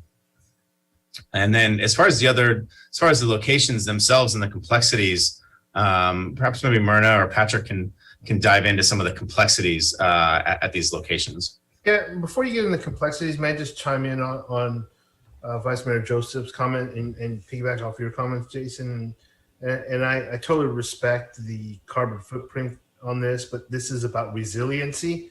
And sometimes resiliency means alternatives. We are building, more of a green city in terms of EV charging stations, requiring all new homes to do solar instead. But when the stuff hits the fan, we're going to need some resilient alternatives, and diesel fuel is going to be all right when we need to keep the water pumping for our city when PG&E turns off the power. That's my thoughts. And one more question. Just curious of the new generators. Are there a lifespan for them? How often do they need to be changed out? If you don't mind, Councilmember Washington, we can get into the presentation. I think the NG team will be able to answer some of those questions, as well as get into the complexities of the switchgear and those things. Before we go to that presentation, I also like to point out that for Vice Mayor Joseph, is that we do intend to pursue renewable diesel. I'm not certain if the council's familiar with that, but renewable diesel is 99% renewable. It's only 1% fossil fuel. And the reason for the 1% is because they get a blender's tax credit of $1 per gallon. So renewable diesel is coming out. It's been out for a while, and it's not the same as biodiesel. It's more stable. It's essentially identical to the way petroleum diesel is produced. It doesn't have any special storage requirements. You store it just like you do regular diesel. It doesn't void warranties for equipment or vehicles. So what we intend to do is move towards renewable diesel. It's RD99. I'd be happy to provide some more information for any of the council members on RD99 renewable diesel. But we intend to move towards that anyway for vehicles, even diesel vehicles that we have in our fleet that we may not be able to go and convert to electric. We would still move towards this RD99 diesel, which is, again, 99% renewable. Let's provide some of that information regarding that. Absolutely. We'll move that on. Okay, so I'm going to, we're going to get into the presentation now. Let me see what we got here. Do we have, oh, there we go. And Felix, you're okay to share the slides? Yes, that's correct. Okay, great. I will Thank do that you. right now. And hello, everyone. Good evening, Mayor Garcia, council members. It's great to see everyone's faces again. Last time I was virtually presenting, I was, I think, 8 months pregnant, and now my daughter is 8 months old. So things have changed. And unlike popular sentiment, this year of COVID for me has just probably flown by, contrary to most others. So happy to present this update. We'll keep it short, 5 to 10 minutes. Sounds like a lot of the good discussion is already happening anyway. So I'm accompanied tonight by Kelly Ferguson, one of our senior program managers who have met before. Patrick Yost, our regional director, who was also with us when we presented last May. And actually our lead project manager, Myrna Nakla, who is also on the line. And she's really been the one who's steered the ship over the last few months and orchestrating with staff and the subs on the project to make sure our construction goes smoothly. So we want to kick things off. Felix, if you don't mind going to the next slide. So wanted to make sure you could see it. I didn't get an opportunity, but okay. And look at it dictates even. Oh, wow. Yeah. Okay, interesting. So just for a quick agenda, before we get into the scope and answer any other questions you may have on that, we wanted to share some of the exciting construction updates with you. So share a little bit of photos and give you an overview of how things are progressing to date. And then go to the next slide, Felix. Thank you. So I'm gonna jump through this one, Felix. I think you, in your staff report, you outlined it pretty coherently. Thank you. So this is, just so you see here, we broke ground last summer. So starting here, this is at the reclamation facility with tree removals here. And it took about, I don't know if you remember what, how the number of trees that were actually at that location right next to the ponds, but it took about 3 weeks to remove all the trees and an additional 2 weeks for the grinding. Actually, Myrna was letting me know that we actually had to call in a special biologist to make sure that there were no birds in the nests before we took the trees down. So that process took a little while. That's actually the first time I've seen that many trees get sort of cleared out. And the view now looks amazing. If you have been there, the panels are there, and you can see the winery next door. And it's a pretty sort of breathtaking view, at least in my opinion, to see the solar panels there. So while the trees were removed, the team worked on the drawing sets, got the permits, and started actually the construction last fall and early winter. The solar went in very quickly, and as you can see here in the photos, the piles being put in, the ground mounts coming in on the right-hand side. And on the next slide, you'll actually see the end product. So the installed canopy here, we actually were also in addition to the ground mounts, we were able to install a canopy. They were painted in like the pillars were painted in a sort of moss green, so it just looks pretty clean and neat. Essentially, the job is finished there. Not featured in these photos is the Tesla battery, and that is also actually in place. And some of the underground work that we've done for the generators, that's also completed. So the conduit has already been laid down for the generators to arrive. On the next slide, we have the water treatment plant. And so that system is also installed. Here you have a couple photos of the solar. On the bottom left, it's actually for, it's a pad for the emergency generators. And then above that, you see the piers for the ground mount. And then on the right-hand side, you see the final solar that's up there. On the left there in that photo, it's the actual inverter for the solar panels. And so the solar is, completed installation this January. They're not yet turned on, and I'll explain why in a minute. The next slide here is the final sites. So solar at the public safety building, as we were discussing earlier, there are EV charging stations at City Hall. So there are 2 charging stations that are dual port, so 4 essentially cars can be charged at any given time. And then on the right-hand side here, you have the retrofit, LED retrofits that we did at the fire station. So bright and nice shiny lights. If you go to the next slide, you'll have a little bit of a summary of all the measures that were included. So more of a macro level, here's where we stand with all the measures. Probably 90%, I would say, of the scope is installed in terms of relative importance in terms of scope and magnitude.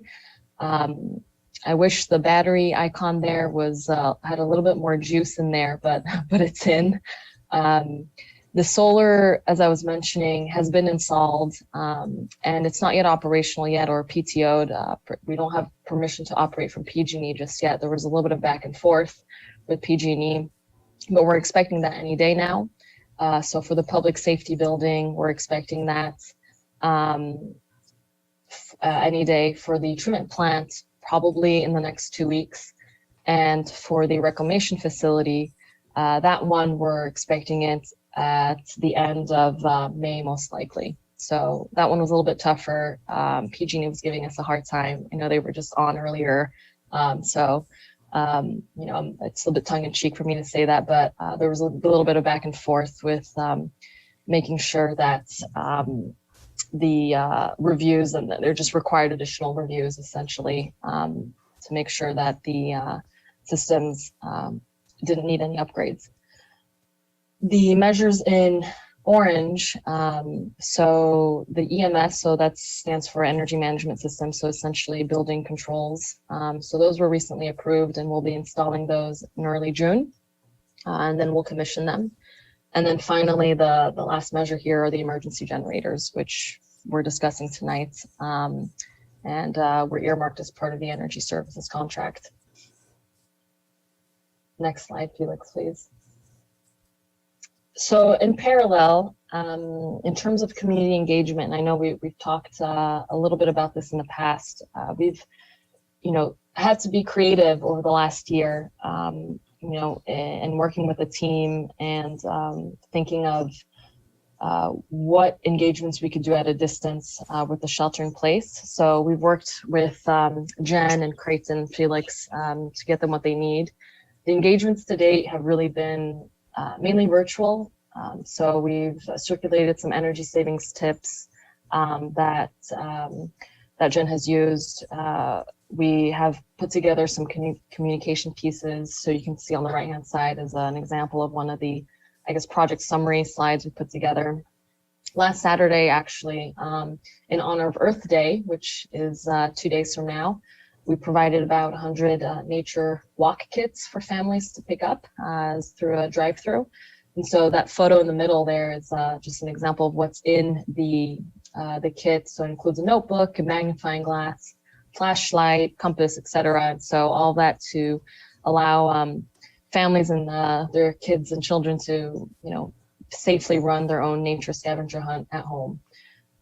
So we're looking forward to sort of ramp this up and bring in-person internships when the shelter in place as essentially Napa County starts to reopen. And so we've already started those conversations to bring in students from the high school and wastewater interns as well. So that looking forward to that as potentially happening this summer, and if not by fall of this year.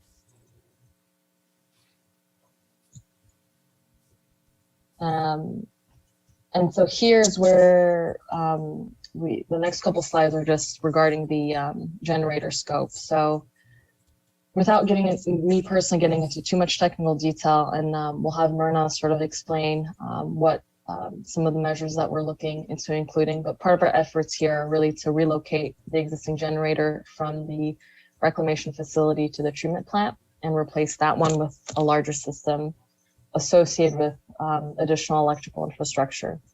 So Myrna, would you mind discussing sort of the approach here with some of the switchgear upgrades? Louise, if you don't mind, I'm gonna jump in right quick. Sure. because this particular component it answers that question, like okay, where is this $1 million going? So originally, the generators were scoped to be portable. We weren't looking at having a fixed units. And then as we went through and we started evaluating it further, we see, the fixed units are the way to go. And I'd like to point out, Myrna might touch on this as well, but City Hall in particular wasn't set up for a standby generator. Even when we rented one, we could only run the server room. So this particular project allows us to power all of the suite 201. So a full functionality, a different connection point into the area with the switchgear.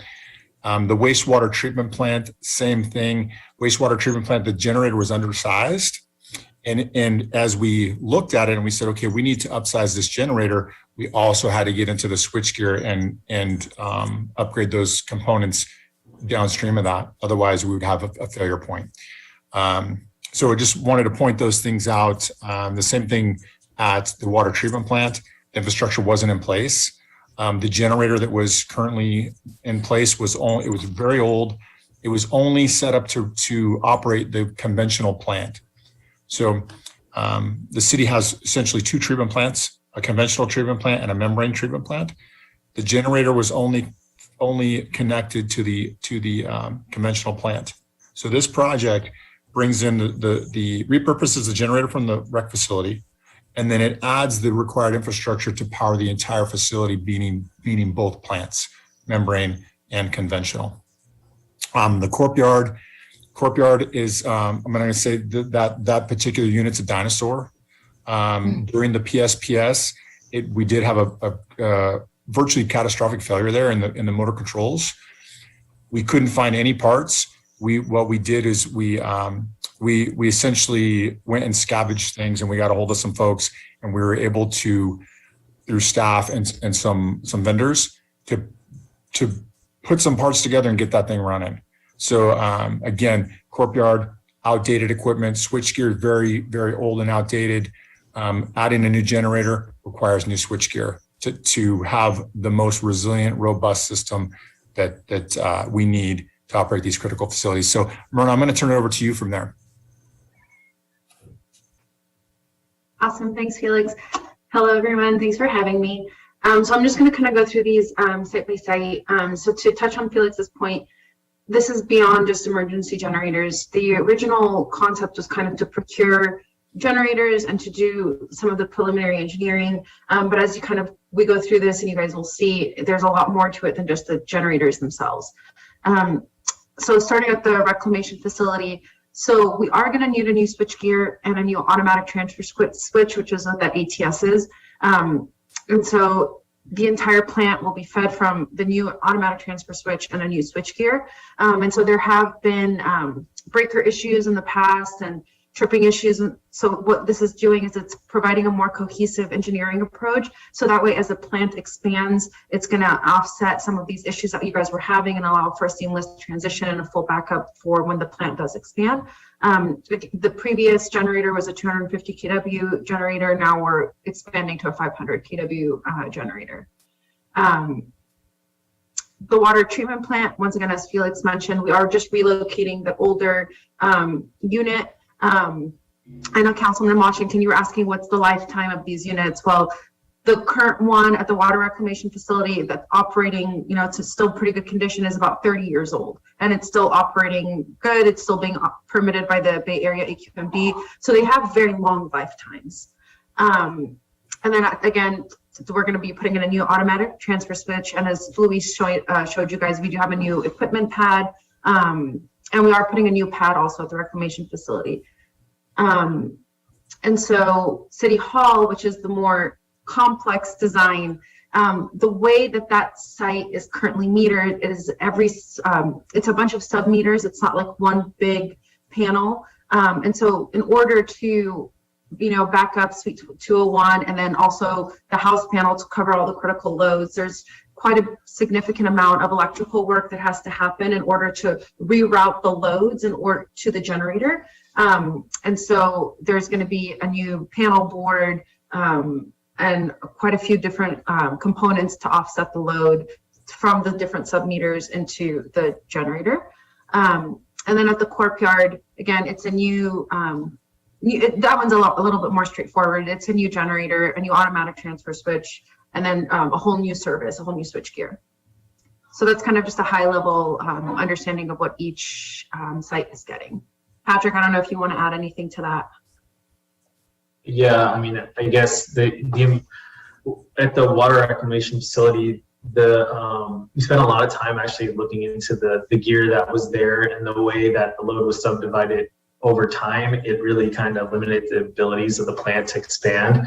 And we worked with Jay at the plant and actually the city's subcontractor Telstar to look through the different loads. And we found that by going to a new switchgear outside, so essentially we're going to take the metered section, feed it to a brand new switchgear outside that will connect to the solar, the battery, and then all the various loads inside the plant, and then also enable the city to expand based on that new switchgear outside in the future. So like, maybe if the courtyard has a certain load, you can connect the courtyard into that location. Overall, it improves the resiliency of the plant quite a bit. Jay noted that there was some nuisance tripping on 2 of the MCCs. One of them was due to some of the UV stuff that was running. So this will allow them to reduce the loads on those breakers and move them over in time to the new switchgear. So I think it brings a lot of possibilities for the future for that site. And then the City Hall thing was tricky because each suite is sub-metered separately by PG&E, so we couldn't connect at one point. We had to basically go in, intercept the connection to each meter, and then run it out to a panel outside that will be adjacent to the generator. So that's a lot of conduit work, a lot of wire, and so that's a lot of where all the cost comes into play there. So, but I don't know, Myrna, you want to add anything else? I think that just about covers it. Louise, I don't know if there's another slide that you kind of want to get into, and then maybe we open it up to questions. I think that's it. The last slide is included in the staff report, and is just a breakdown of how the costs of the generators are. Well, essentially the turnkey costs are broken down across the different funds. But I think Felix, you addressed that in your opening. Yeah, and that's the percentages, just to revisit it, the percentages, generator cost, if we just purchased the generators alone. Here we have the turnkey generator plus installation. ESC, that's the energy services contract budget. Those are the $300,000 that I had mentioned earlier that was financed. And we applied that funding proportionally for the percentage of the project scope. City Hall credit, we did apply it to City Hall because that's where we realized that savings originally. The OES grants, we are, as the city, we are free to allocate those to anywhere we want as long as they are applied to this project. And then obviously the third column is where we see the budget shortfalls, if any.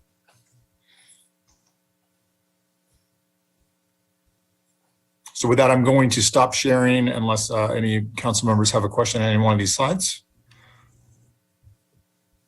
Might be worthwhile keeping this up for a while just to analyze some questions may be reflected around this. Okay. Obviously, an essential component to resiliency. Thinking, leasing, trying to acquire a generator during a public safety power shutoff. Wow, good luck. Yeah, you got to scramble to, I think it just makes sense to be able to have this in place.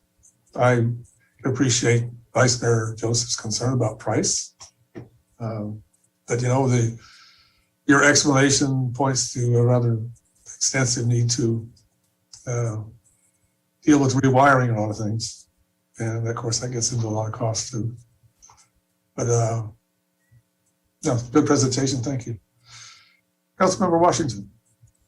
Yeah, just one operational question. Do these generators automatically turn on a delay? Say, for instance, we don't get a warning from PG&E that we're about to lose power. Typically, what we're looking at now is once we get a warning, we know we could turn it on. Are these generators designed that if we just lost power, they'll kick on automatically? Is there a delay in, say, in 3, 4, 5 seconds, and then they'll kick on automatically for us? There is a delay, and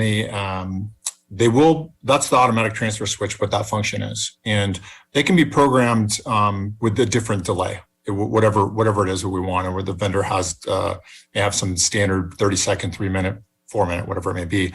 But Councilmember Washington, the other piece to this it's a piece to it, and we haven't talked about it, but it's our SCADA system, the supervisory control and data acquisition. And that's why we had Telstars work with NG, because it's taking those components and then getting it into our SCADA, so we can also control these generators via the SCADA. So we can do exactly what you're saying through SCADA. Okay, thanks, Felix.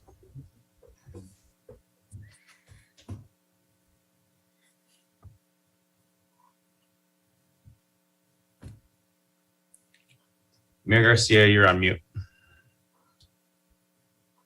Assuming there's something in place that deals with the power surge from generators, loss of power coming on, I'm assuming that's taken care of.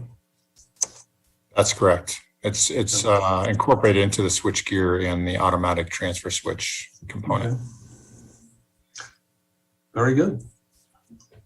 There's no other, Councilmember Washington, did you have another question? Your hand's up. No, I just don't think my hand want to come down. I'm good. All right. If not, is council ready for public comment on this? Have we received any public comment?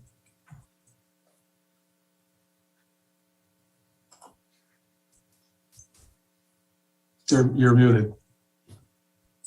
Yes, we received one comment from Corey Badager, and her comment will be incorporated into the record. Okay, very good. Thank you. All right, then, if there's no further public comment, I'll close.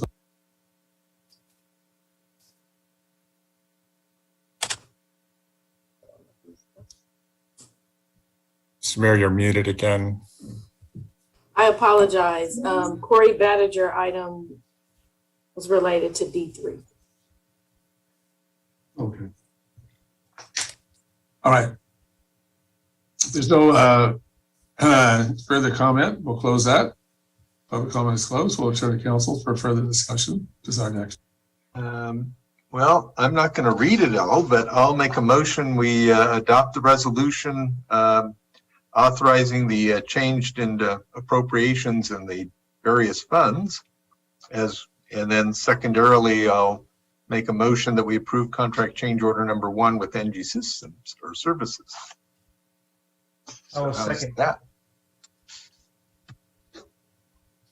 I'll second. Mayor, you're muted. Again. We need to take those separately, Mr. Ross.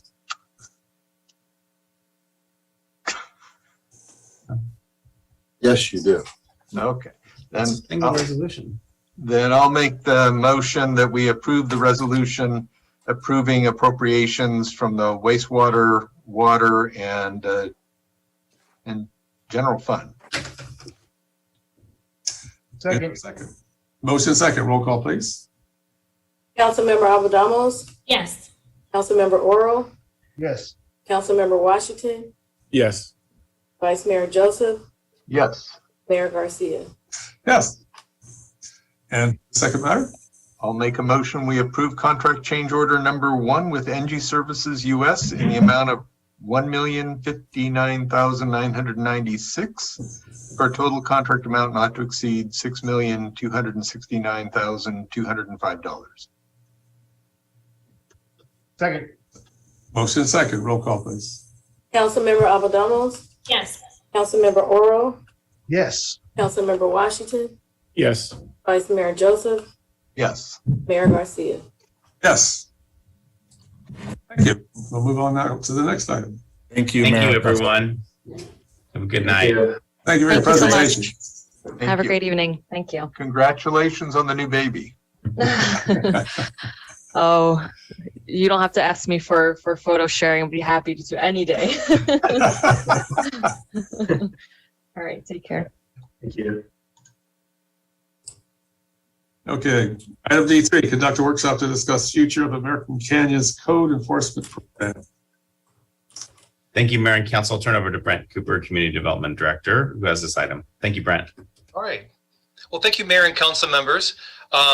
Glad to speak to you tonight about code enforcement. It's a very, very important role in the city, and wanted to let you know we have Jim Cannon is here today, and I really wanted to thank him for his 18 years of loyal and diligent service with the city. But I do have a brief presentation to kind of highlight some of the issues related with code enforcement.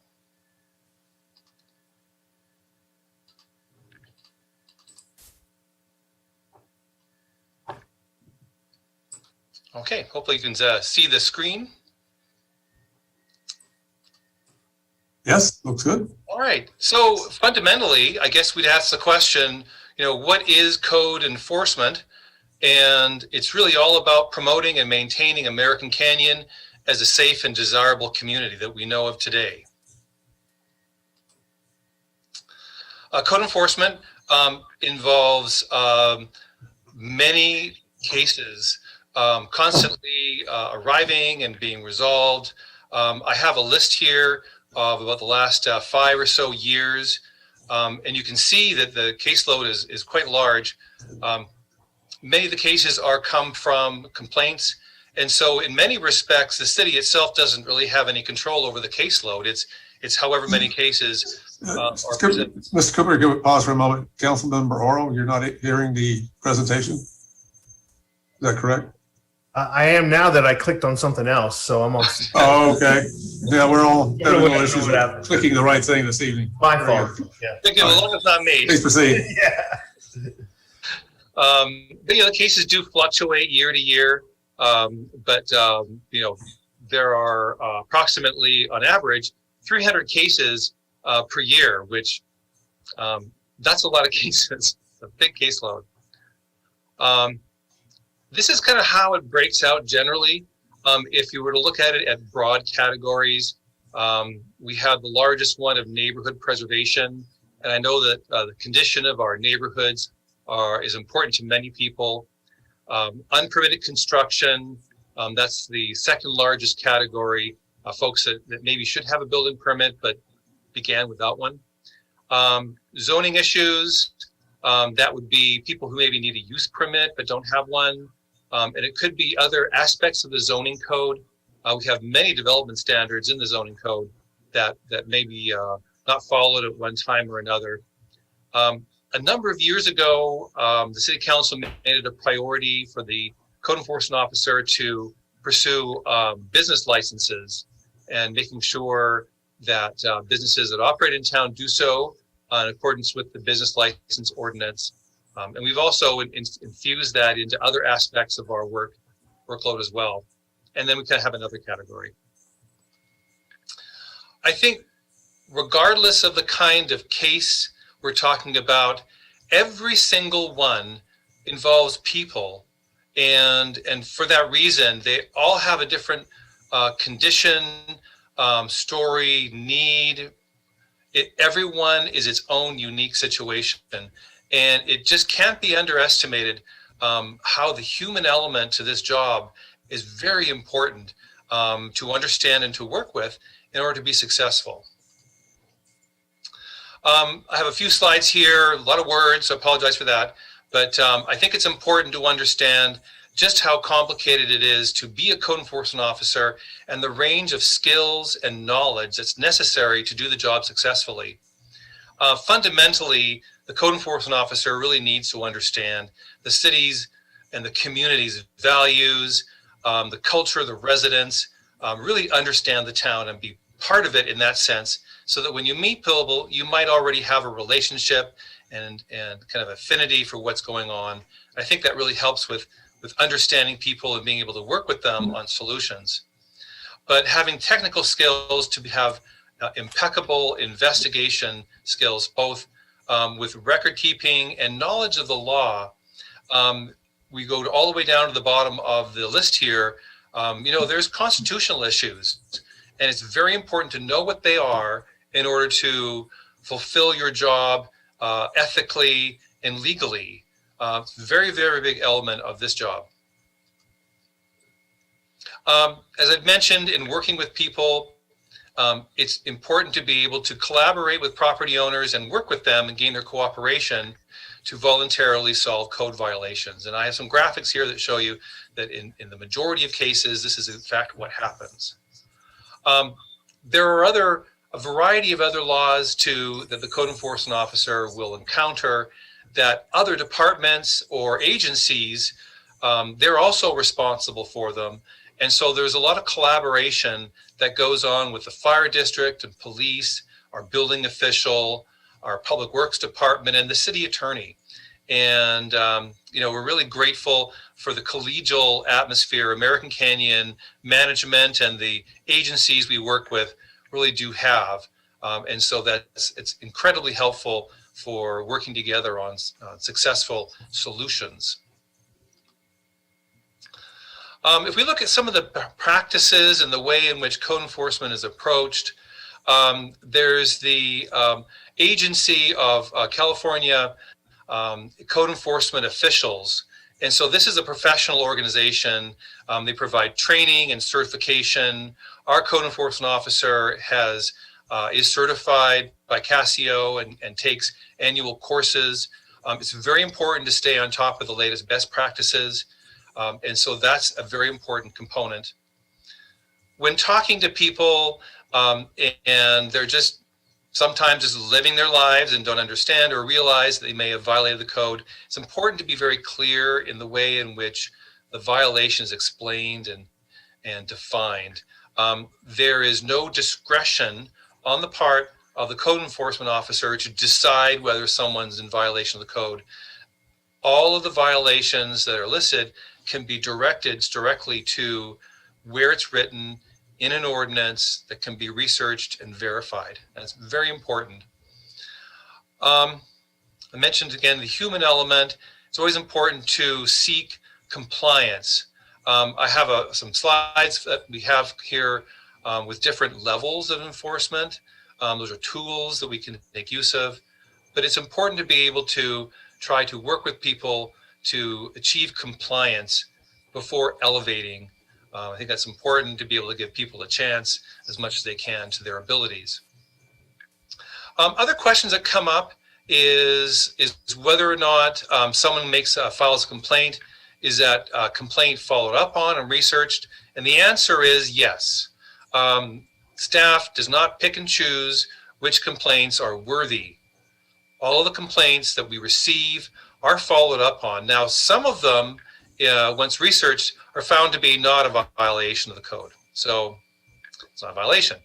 But others are, and the ones that are the most serious or egregious with health hazards are the ones that get the top priority. So it may be that some are in fact a violation, but maybe they aren't the top priority, but every one does eventually make its way through a process. Another question that comes up is, I want to know who made this complaint. And that I can understand, but in reality, what happens is once we receive a complaint, we do an investigation.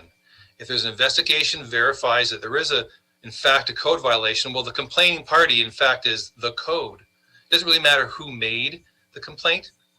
If it's in fact a violation of the code, well, then the code is speaking and not a person per se. And then another issue that comes up is, in some cases, you have neighbor-to-neighbor conflicts, and they would like the city to help out. Unfortunately, these are civil matters where there is no code that we enforce that's at stake. And so taking sides and kind of mediating these things, those are best left to other sources and other solutions than our code enforcement officer, where there's plenty of violations of ordinances that the city in fact enforces. I wanted to give some example.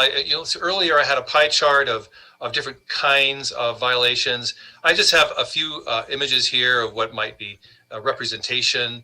By no means is this, comprehensive, but I just want to give you a flavor of some of them.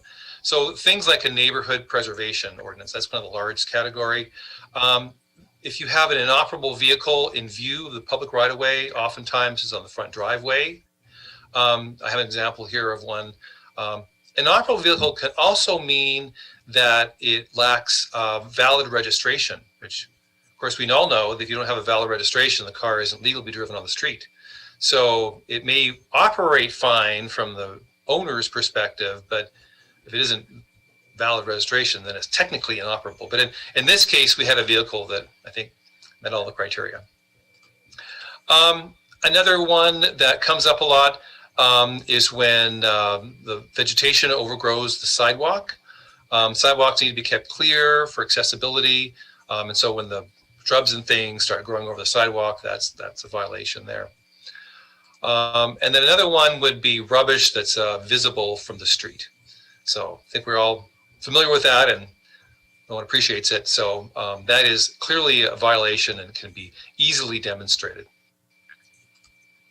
Some of the zoning violations, these are just a couple here, a handful, just to give you a flavor. Unpermitted vehicle storage. Many zoning districts don't permit commercial vehicles stored outdoors. And so we do find from time to time some of the areas where vehicles are stored when the zoning doesn't allow it. So that would be an example here. A few years ago, we might remember the city adopted a rooster ordinance. In most areas of town, roosters are not permitted.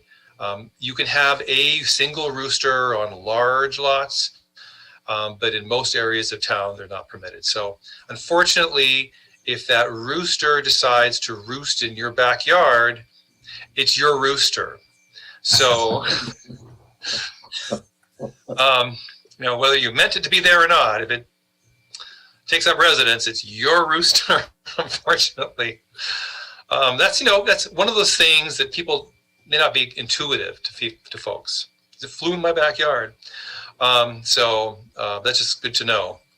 Another one that we have dealt with, and mercifully, it's not an issue that's really come up a lot lately. I think a lot of education with our business community has helped. But about 10 years ago, this was a really big issue on temporary signage. And in working with the Chamber of Commerce and a subcommittee, we all kind of came up with a plan that everyone was happy with and could live with. But from time to time, there are some signs that are not permitted that our code enforcement officer will inform the property owner and the business that it's not allowed. It is one of those things that you really need to kind of nip in the bud because they're all kind of businesses looking around. So if someone starts doing it, well, they think it's okay, and then they start doing it, and the problem kind of grows. So it's one of those things that isn't a big safety hazard, but if it's left alone, the problem can sprout up. Kind of in the other category, that's a very broad one, admittedly, but it is kind of a narrow one. Building safety hazards, and there's a lot that we could point to. Here's one where the roll-up garage door is about to fall. So that is one that's a big priority. That was a big problem. In this case here, it was addressed very quickly so that the hazard was mitigated. Another one that you see a lot around town would be folks that decide to put in their own vehicle access onto the street. You might notice here that there's a sidewalk and a curb. In order to have an access point from your home onto the street, you need to have an approved access way, and the path to getting that is an encroachment permit from the Public Works Department. So just driving over a curb and maybe putting some logs down there in the curb isn't an approved access. So that's something that does come up from time to time. It's a difficult one for most people to realize because they just kind of want to have a place to be able to park their vehicle. And another one too that comes around would be basketball hoops. This one's on the sidewalk. You'll often see them on the street. It is technically a violation. It's an obstruction of the public right-of-way. In practice, the way this works is we advise the property owner, when you're finished with using your hoop, could you take it off the street? You know, we all recognize that that's how they're used. And, you know, cul-de-sacs in particular make great basketball courts. So we all understand that and appreciate it. But when you're done with your basketball hoop, you could just kind of move it back off to store it. And then when you're ready for the next time, okay, bring it back on there. And that way, someone's around all the time too when it's being used, and it's not just sitting in the street where someone could accidentally hit it with their car. So these are sort of things in the other category. I wanted to just kind of go through the steps for code enforcement. We have some very discrete steps, and it's very methodical as we go. The first one would be, you know, how was a code enforcement case born in effect? One of the first way would be either the code enforcement officer sees it. Often it's necessary to see it from the public right-of-way. There's issues of concern and laws and things about going on private property that make it complicated, but many of them can be seen clearly from the street. I have an example here on the screen. Another way, of course, is through a complaint. And so either way, that would be the first step. After the first step, the code enforcement officer will research whether what has been seen or reported on is in fact a violation. And so if it is in fact a violation, I have an example here that is, this one is a verified violation. Renovating your kitchen does require a building permit. So this was one where they proceeded with the kitchen renovation and no permit. And so at this point, the property owner is contacted to inform them that they'll need to have a building permit. So you need a building permit. Nothing more complicated than that. After the contact, then the code enforcement officer will send a courtesy letter to inform the property owner, here is where one finds the violation in the code, a description of what we found, and then also a request that they obtain a building permit, or contact, if it's not clear exactly what option is the right one, to contact the appropriate staff to discuss the solution. And so with all of these courtesy letters, there's two of them that we'll issue. There is a compliance date set. So by that I mean you have X number of days to address the issue, and I will follow up in that time to verify whether it's happened. So that's kind of a compliance date. If the violation is corrected within that, well, there's no fine and the case is closed. If the property owner disagrees and thinks that maybe the code enforcement officer made a mistake, that this isn't a code violation, then they have a right of appeal.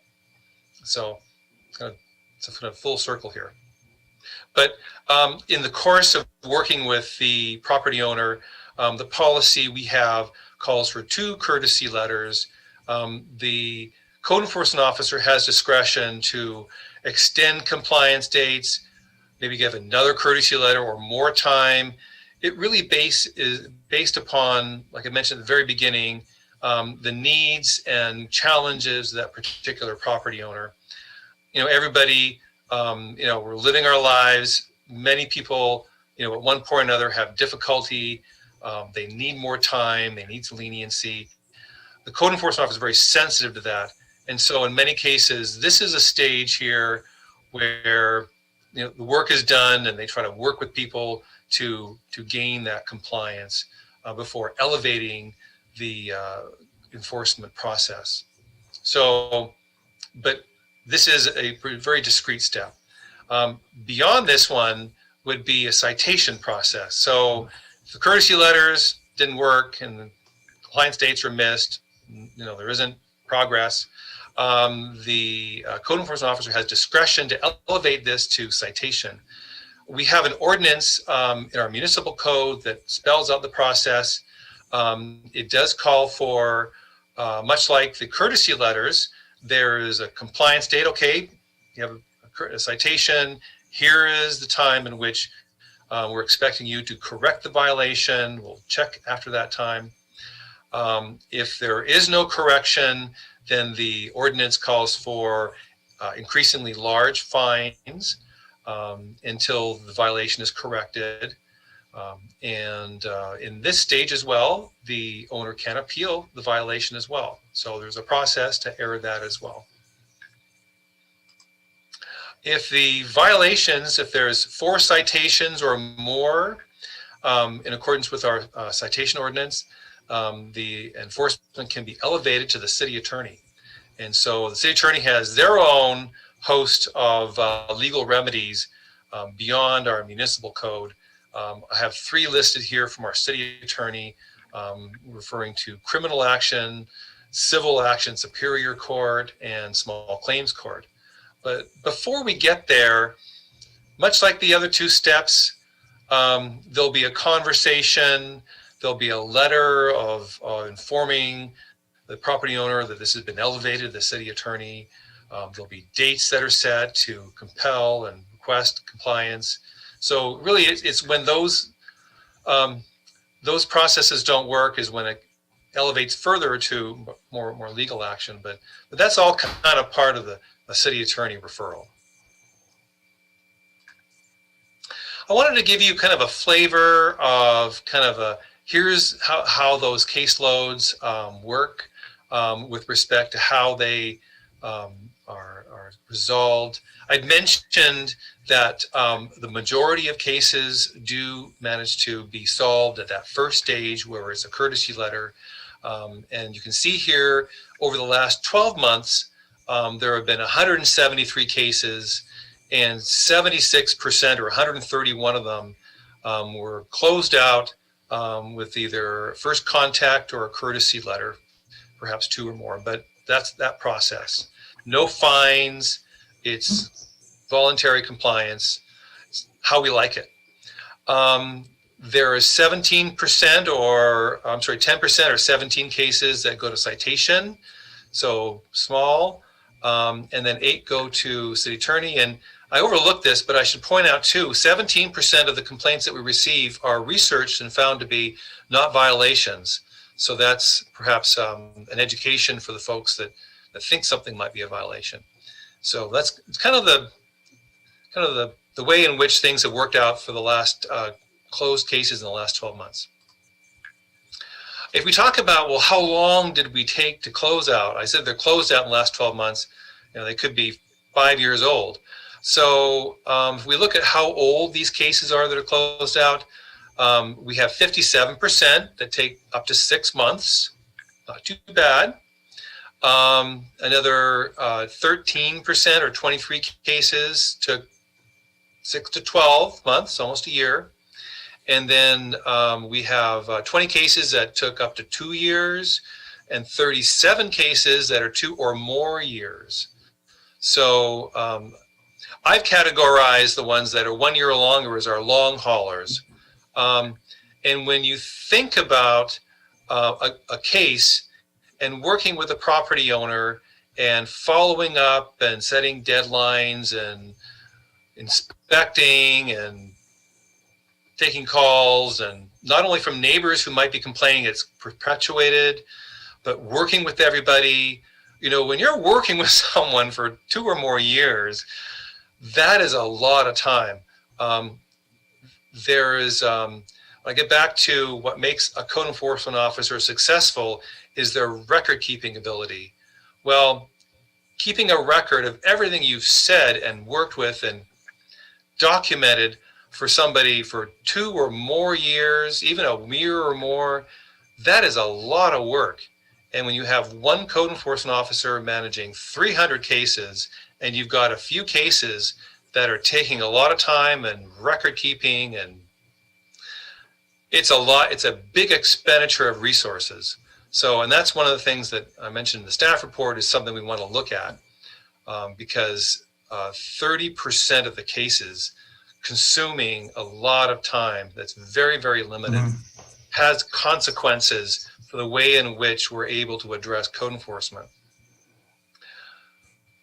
looking at the active cases, Jim has done a really good job of knocking down that list. He mentioned to me, talking to him a couple days ago, we have perhaps maybe a little bit of a bonus from COVID. I guess people are not out as much, and so the caseload is declining a little bit, perhaps from that, maybe some other reason.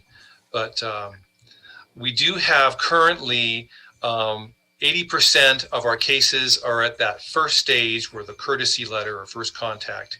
So that's kind of where we like it to be. Hopefully it moves on. But we do have 6 cases under citation and 6 have been referred to the city attorney.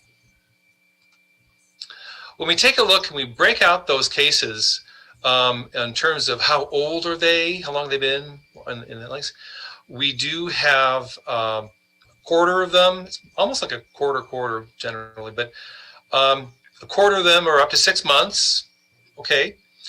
Another 21% is up to, well, 31% is 6 to 12. So you've got, 55% is up to a year. So, okay.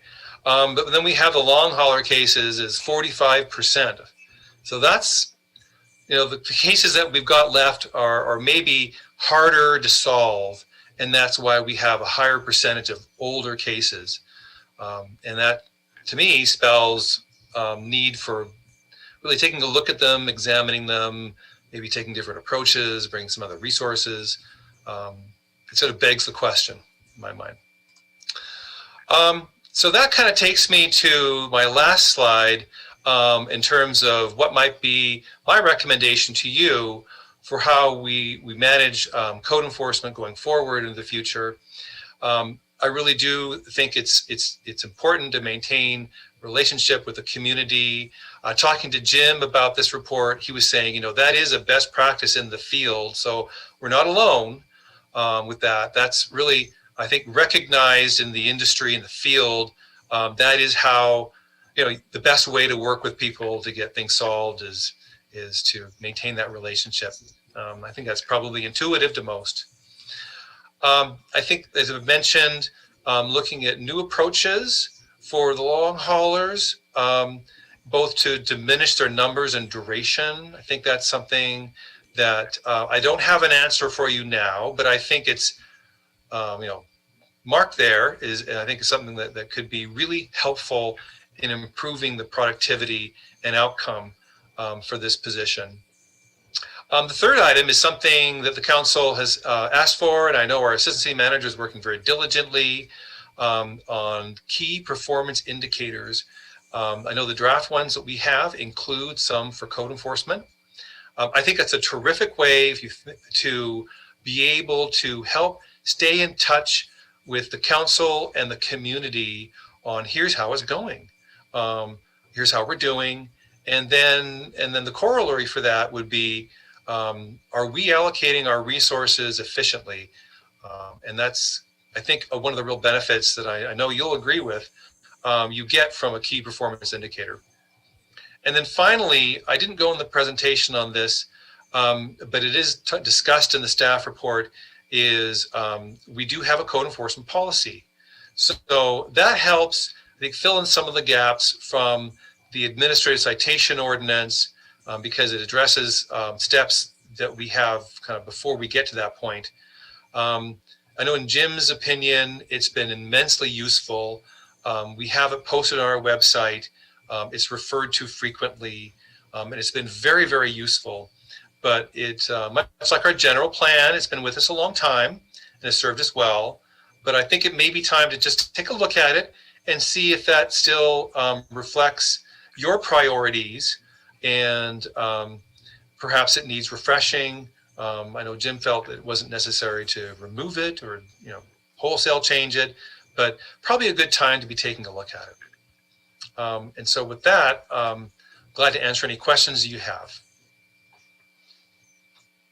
Well, very good.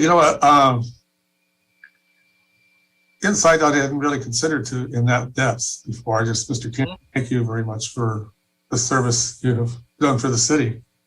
I think it probably takes a lot of patience sometimes too. It's the full picture. You have to understand the law. You have to be meticulous, and meticulous is tedious. By running a chronology every time you talk to somebody, it's very, very tedious. And then working with people, and then being creative on solutions. It's really the full picture. It's a very difficult job, an important one. Well, I think the craft probably lies at the end in how you deal with people, the quality of how you can work with someone.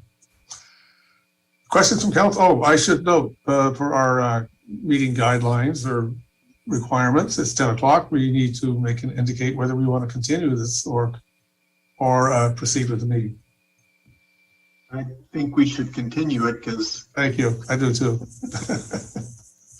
I don't want to interrupt this conversation, but we're required at 10 o'clock to make that decision. Does anybody here object to that on the council?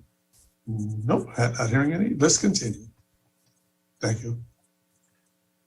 Questions for Mr. Cooper?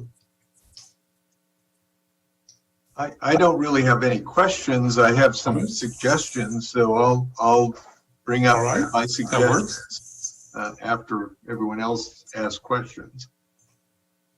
I thought we were going to continue it and we can ask questions then.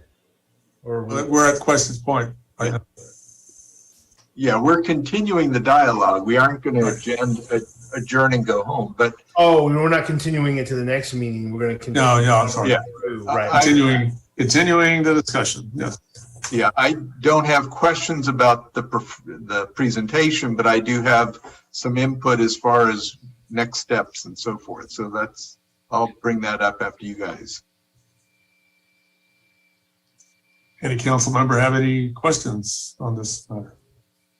I think one question I would probably have is just the fact that it seems like Jim Cannon has done a lot of stuff, and we're expecting a lot from him. Just curious, have we considered, breaking that position into maybe two positions to offload some of that that burden? I mean, burden may not be the correct word to use, but I mean, I would think that if he went on vacation or got sick, we are just limiting just to one person. Doesn't seem like the best way of managing a process for this type of position. Thank you, Mr. Washington. I think the issue you're referring to, Councilmember Washington, pardon me, has a lot to do with resource allocation. So I don't think there'd be any argument about having two people, but it would be a big step up in resources towards that function. Yeah, I can follow up to that. Thank you, Brent. To my knowledge, we haven't necessarily looked at two full-time positions or adding a full-time position. We also haven't looked at any kind of cost recovery in these exercises. There are opportunities for cost recovery. Having to be involved in code enforcement isn't something we choose. It's something that's referred to, and it's something caused by a resident. So there is some potential for cost recovery that could offset some of those costs, but we haven't evaluated anything like that. And in general, our approach is to kind of been to constrain our positions and to not be adding positions, or we haven't really been in that mode because of our fiscal situation. We've been pretty tight with how we're looking at things. So if the council, as a part of the budget process, the council is interested in that, we could take that up at that time. The other aspect to this is, and I do want to thank Jim for his many, many years of service. He really embodied, excellence in providing it and being a one-man shop and having all the attributes that Brent described. And I'm sorry, I'm happy he's going to retire. I'm sorry we're going to have to try and replace him. I think as we do look to fill his position, we'll see how that person is doing, and we'll see. They'll have a lot of, big shoes to fill, but we'll see, how they're doing and how it's performing. And it would be a little tough to jump in, to say now we need two, not knowing how that other person is gonna perform and some of that other analysis. But anyway, those are some of the additional thoughts. Councilmember Alpadamos, you have your hand?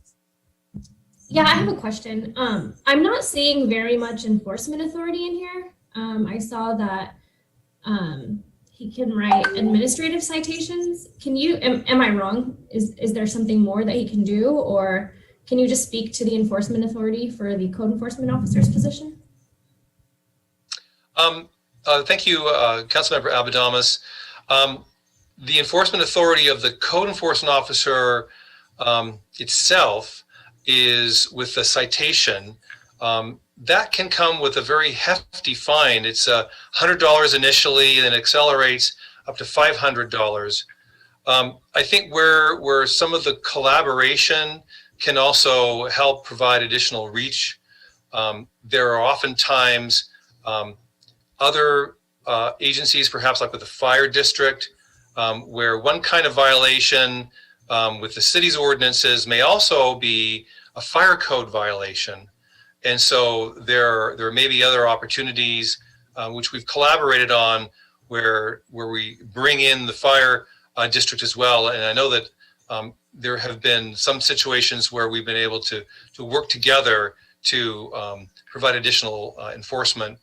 Other regulations may be like Clean Water Act. I know with littering and some of those things that get in the waterway. There are other laws with their own fine structures that also may come into play. So Bill, do you want to chime in a little bit on the role of the city prosecutor and the role that your office can play as far as authority and how it overlaps or supersedes almost the code enforcement? Yeah, there are instances where there will be a violation of city code and state law, so that there's, sometimes a minimal letter issued initially is on code enforcement, or it's referred directly to me. The examples that I can think of that have occurred are, there have been 2 incidents of illegal gambling, taking forms that, just would be unanticipated. And obviously in that situation, code enforcement is not really the method to solve it, so that, it's immediately filed on by me. What I do is I refer to the DA to see if they want to exercise jurisdiction to file as a felony. Otherwise, I file as a misdemeanor. I can recall 2 situations also where that same approach was used for the illegal slaughtering of animals. The need was to address it immediately, and the criminal way to do it. And the city prosecutor's alternative was the most effective way to address that type of situation. So I'm not going to say they're rare, but they occur. And that's one where the administrative process yields to criminal enforcement. I think that's the best way to characterize that. Okay. Did that take care of your question? At the one that saw that slide there, you had the vegetation overgrowing the sidewalk. I see comments from some people, they think that's city property. So clarification on that, please. When vegetation overgrows the sidewalk, it may be growing onto city property, but it began on private property. From the edge of the sidewalk to the fence in that situation, is that city property or is that private property? In most cases, that'll be private property. There may be a public utility easement, but the ownership is typically in private property. That's actually part of the research that happens, as Brent mentioned, all these individual situations. Part of the research that Jim has to do is to go find out that fact, because that would actually have to go and find the subdivision map to determine where is the property line. In some cases, there may be a landscaping strip that's between the sidewalk and the curb, and that may be where the growing, and that may be the city responsibility. In the picture that Brent showed, landscaping was on the house side of the sidewalk and presumed to be, on private property, but he would need to go and look at a map and confirm. We have lighting and landscaping districts in the city too, which is different than that, I think. That's right. I think what I have very much respected about the way Jim fulfills his job is that initial research, so that when he says to somebody that they violated the code, it's because he has researched it and has the information and the answer. So there isn't a mistake whether it's city property or someone else's landscaping. He is very good at vetting these things to make sure that when he approaches someone, he knows what he's talking about. Remember, a few years back, there was a group of us who volunteered to help elderly couple who was in that type of situation, the landscaping between the fence and the sidewalk, and they certainly didn't have the capacity to take care of it. So I think it was borrowed 7 green totes from the neighbors and took care of it. So sometimes those volunteers are very good for that. Vice Mayor Joseph, you have your hand up. Yes, I know that Corey's comments are going to be added to the record, but since some of those comments were in the form of questions, I thought I would just raise them for the responses. I think her first question relates to who the code enforcement officer directly reports to. Is that Brent or is that? Yes, I'm the direct supervisor. Okay.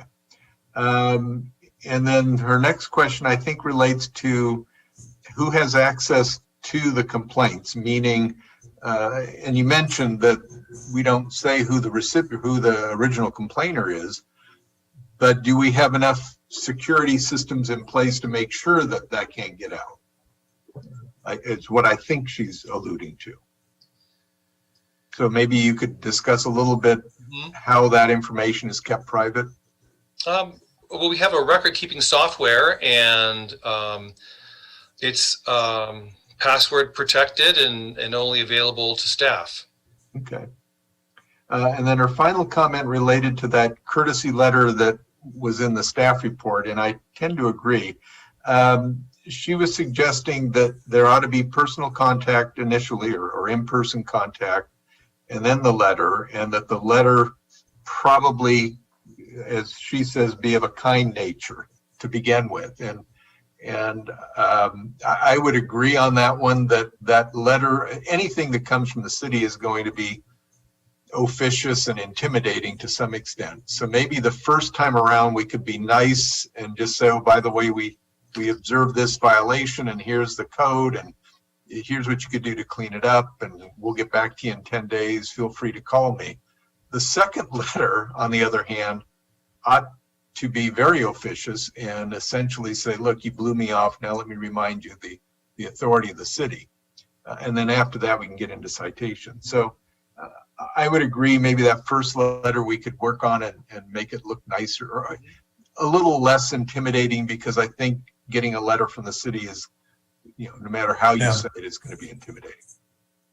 Yes, Vice Mayor, I know that with one of Corey's questions is the policy does call for making contact with the property owner first. Okay. So the first contact should not be a letter. Typically, it's personal contacts. And then we could certainly take a look at the wording in the letter. I know that we've made some progress in the way in which the letter is worded to sound a little more friendly. I think at some level, there's a balancing act to help folks understand that, you need to follow up on this, but there's always room perhaps to take a look at it and work the language so that it sends the right message. I agree. It's a balancing act. And that would be the first letter. The second letter, I think it's important to convey the idea that we have authority and we can do things to make you. I think initially what you're trying to do is solicit cooperation. Yes. Like a courtesy letter. Yeah. Any other comments from council? Now I guess I would switch over from comments to some suggestions as far as how we move forward. Number one, I appreciate the fact that we have this item. I think it's a good idea to kind of look at all of our services at least once a year, get kind of some background information, get the KPIs so that we know what's going on and we're more informed about what the service is, kind of the nuts and bolts. And in code enforcement, it's been complaint driven since the beginning. And I would like to suggest or throw out the idea that maybe it become what I would call priority driven, and by that I mean that at least once a year we might hold a public hearing that we find out what we've been doing, get the same data we got tonight, but hear from people and hear from code enforcement and staff to identify what are the 3 or 4 critical code violations that we think need to be addressed, that are the priorities that we actually want to go out and, instead of complaint driven, literally go through the town looking for plain view violations and acting on them. In that process, we would also work with our public information officer to educate the public, to say, these are the priority violations. Here's what it looks like. Here's what you need to do. Basically, a courtesy letter to the community to give them fair warning that we are going to enforce these things, and then systematically go through and whatever you can find, identify and correct. We would still have complaints. If somebody wanted to complain, we'd still respond to that. But the focus would be on those 3 or 4 priority issues and get those resolved so that we can move on. I think it's a good idea. I think I would certainly go with the public education side. Sure. I mean, it's a combination. City webpage type of thing. These are the types of issues we face. There's a priority here in terms of complaints. Some of them, I think sometimes are, what was that one tier there was really not the issue. I think sometimes with neighbors, it's personality type stuff. Yeah.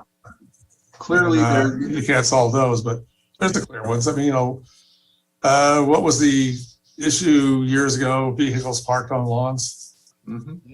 I remember running into somebody who had a big issue with that with the city, and said, you know what, I'm mad and I'm moving over to foothills in the Sierras. And I'm thinking to myself, well, you may be happier there. Your vehicle cannot be parked on your lawn. It's issues like that. But I think education is always number one first. I think something, because maybe it's a little piece on our city webpage or next door that says these are types of issues that come up, just to make you aware. Yeah. And these are the approaches the city will take to resolve it. But we appreciate your cooperation. Yeah. And to be clear, that the initial step is that public hearing where we identify what the priorities are and emphasize that. Okay. Yep. Any other comment? Yeah, I have a comment, but I think Councilman Rabadamos raised her hand before me. Okay. Hand down. Taking it down. I think it stayed up from the last time. Okay, you can put it down. Thank you, though. Yeah. Okay. Councilman Laurel. Yeah, so it sounded like a good idea when you first said it, Vice Mayor Joseph, but then I thought about it a little bit more, and it sounds a little heavy-handed and state-driven, and like that the city would be coming down to you on that. And here's what we as a council and with a few community members who participated are going to come down on. I could see where you're coming from, where it's complaint-driven, because there's code violations. You have to make the city aware of it. Sometimes it is neighbor on neighbor, and sometimes it is just passing by and seeing something. But to me, it just feels.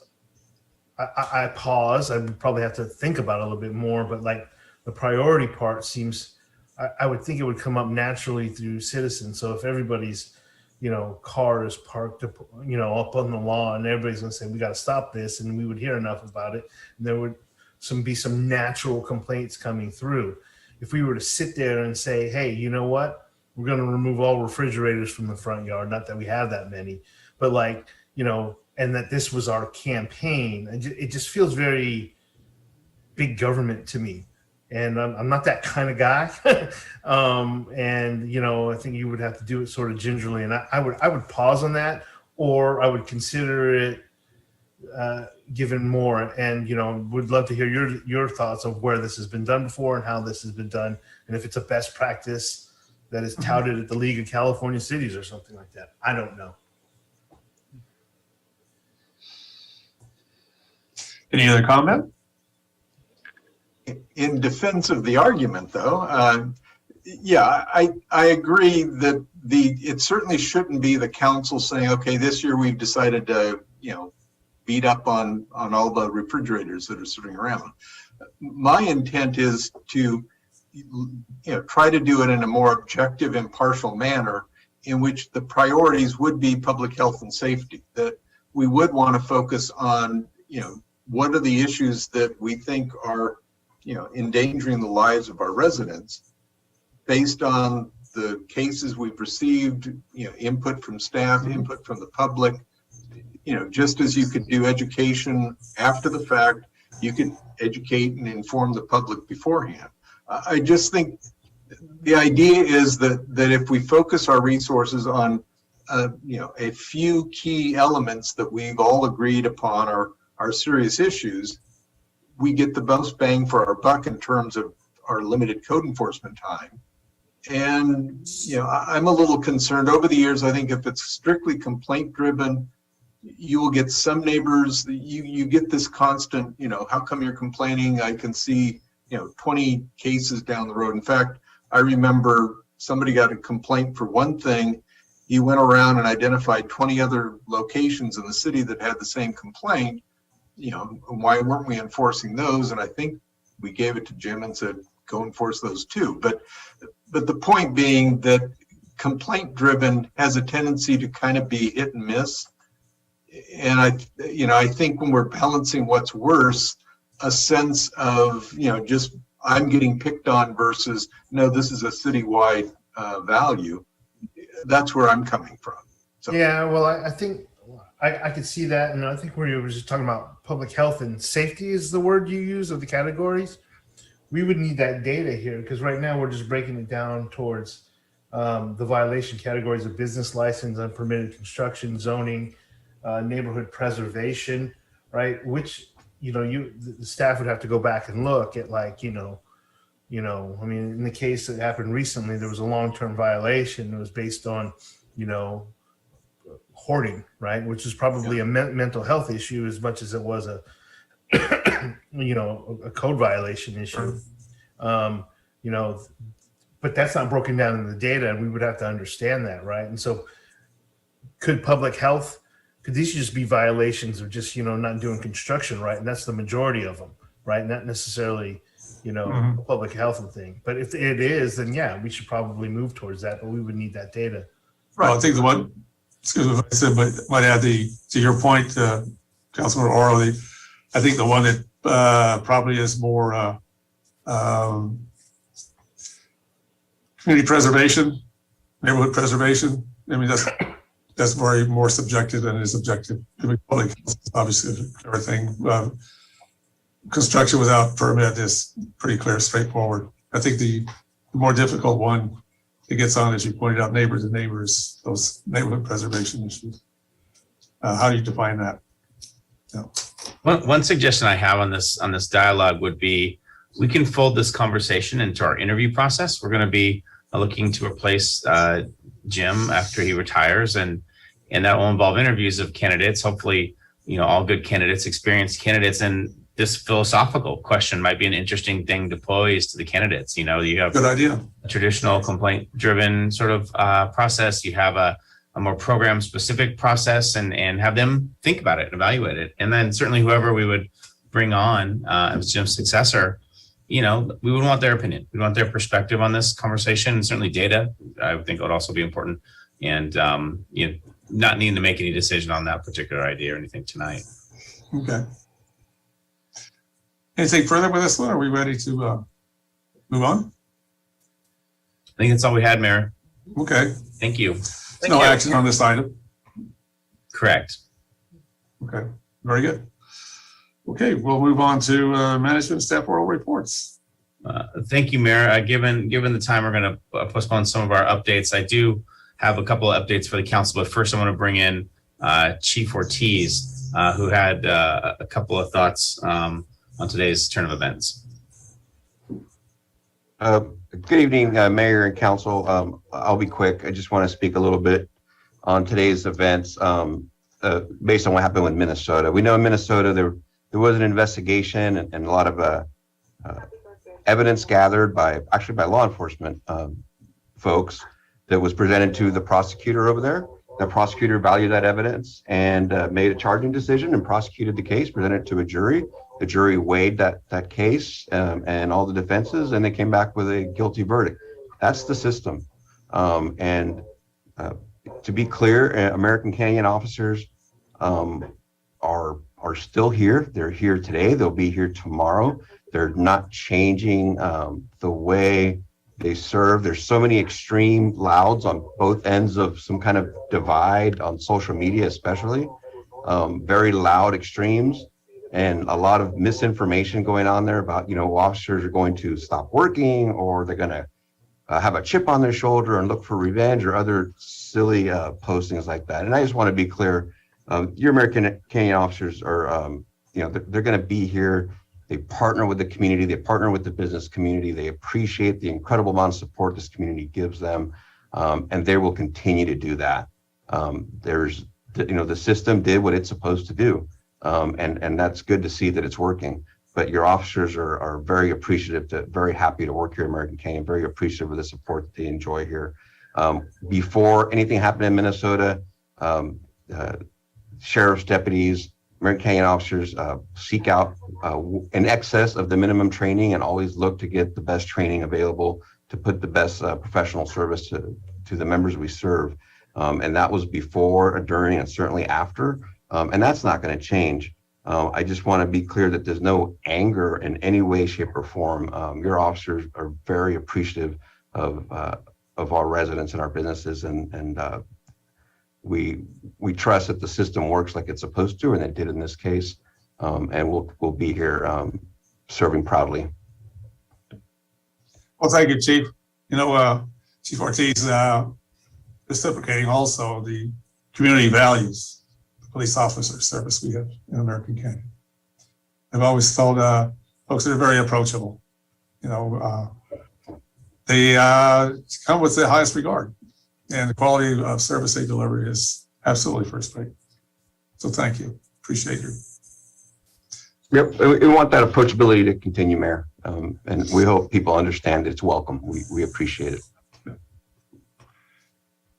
And then switching gears a little bit, I had just a couple of quick updates for the council. Wanted a quick reminder. Next Tuesday, we're going to be having our joint session with the Planning Commission. So it'll be the City Council and the Planning Commission. And the main topic is talking about the Broadway District specific plan, kind of checking in with it in light of the new temporary moratorium we have on fueling stations and some of the other applications, and the conversation that the Planning Commission wants to have with the council and vice versa about implementation on VDSP. So that's next Tuesday. I encourage everyone to tune in for that. Mr. Hawley, just a reminder on that time. When is that happening? At 6:30. Okay, great. Thank you. Also, we talked about the NG project earlier this evening.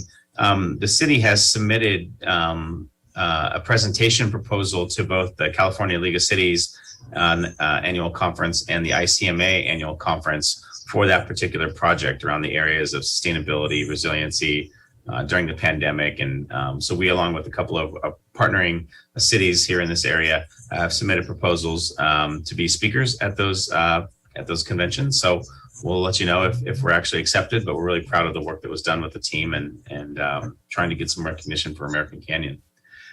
Lastly, you saw in my message last Friday to the community some starting discussions around water and water supply, and you're going to start to see some more conversation. In fact, Felix will be bringing back an item at your May 4th council meeting talking about our water supply for 2021. Apparently it was actually raining here earlier today. I've been inside all day, I didn't even notice, but that was definitely an anomaly. Our water supply picture is going to be pretty tight this year, and we'll explain more on the 4th, but we're definitely going to need everyone to be pitching in, thinking about conservation, best practices, and we have some new things to roll out. So you're going to start to see some of our pivoting away from from the pandemic as that starts to wind down a little bit, and we're going to be pivoting right into drought because statewide there are a lot of concerns about water supply, and it affects us too. So you'll start to see that message as well. That's all I had, Mayor. That's all staff updates that we have. Thank you. Okay. We'll move on now to council committee comments, committee reports, and follow with any future agenda items of interest. On my council committee report, Coalition of Mayors, California Coalition of Mayors, I just forgot to annotate that one.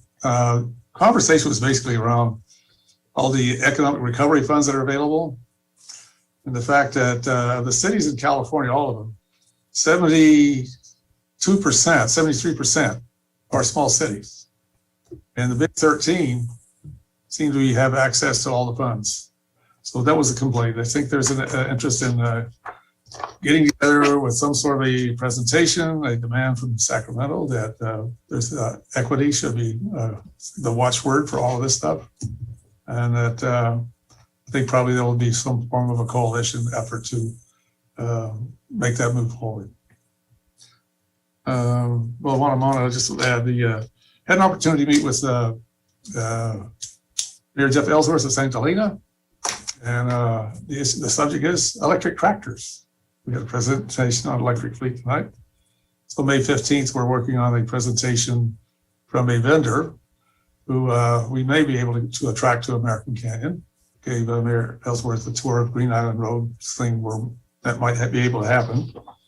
But they're going to do one in St. Helena in the morning, and we'll have one planning around 1 o'clock in the afternoon on May 15th. Probably on the end of Green Island Road, because there's a vineyard down there. We can make those arrangements for it. And co-ed preparedness, I will send you a link, try to do that with my reports if they're available on the presentation from the general meeting today. It's all on prevention, given the wildfire season coming up. And there's a lot of good information there. That's mine. We had Councilmember Pierre Washington. You had anything further to add to yours? No, I've captured everything as I've it. Thank you. Vice Mayor Joseph, anything more to add to yours? Nothing, but I do have a future item, so we'll get to that in a moment then. Councilmember Robin Ellis, anything for committee report? Nothing to report. Councilmember Oro, anything to add? No, I don't. Okay. All right. With that, then it's future agenda items. Yes, I know it's kind of short notice, but I'm wondering, we've talked about the need of reviewing our work plan and also our, annual review of the city manager. And I'm thinking we're going to meet next Tuesday for the joint session. If there's any interest in meeting a little earlier to address, or at least start that process in closed session. Well, I don't know if I missed the memo, but I just realized that there was a meeting next week. I had heard about the planning commission and joint city committee. I didn't know we had solidified that date. So Mr. Hawley, if you could just send us a reminder or a placeholder invite. And I don't know if others didn't know that it was just me. I'm usually pretty good at keeping those on track. I was excited about having Tuesday off, but if you do have that, Mr. Joseph, I will most likely be late because I'm scheduled for a second COVID shot that day, at that time. Okay. Well, and I'm just taking advantage of that. Either way, I do think we've got to address this issue at some point. So maybe the 4th of May or a special meeting, one of the two. But that's my request, that we need to address it at some point in the near future. I think your request is well taken, and I think probably we'll look forward sooner than later. I mean, we can't keep postponing these things. I'll go ahead and send out some polling, and we can find a date that works for everybody. That'd be good. Thank you. Anything further on future agenda items? No, well, we were about to adjourn for the evening, but to Councilmember Washington's request to adjourn in memory of Councilmember Washington.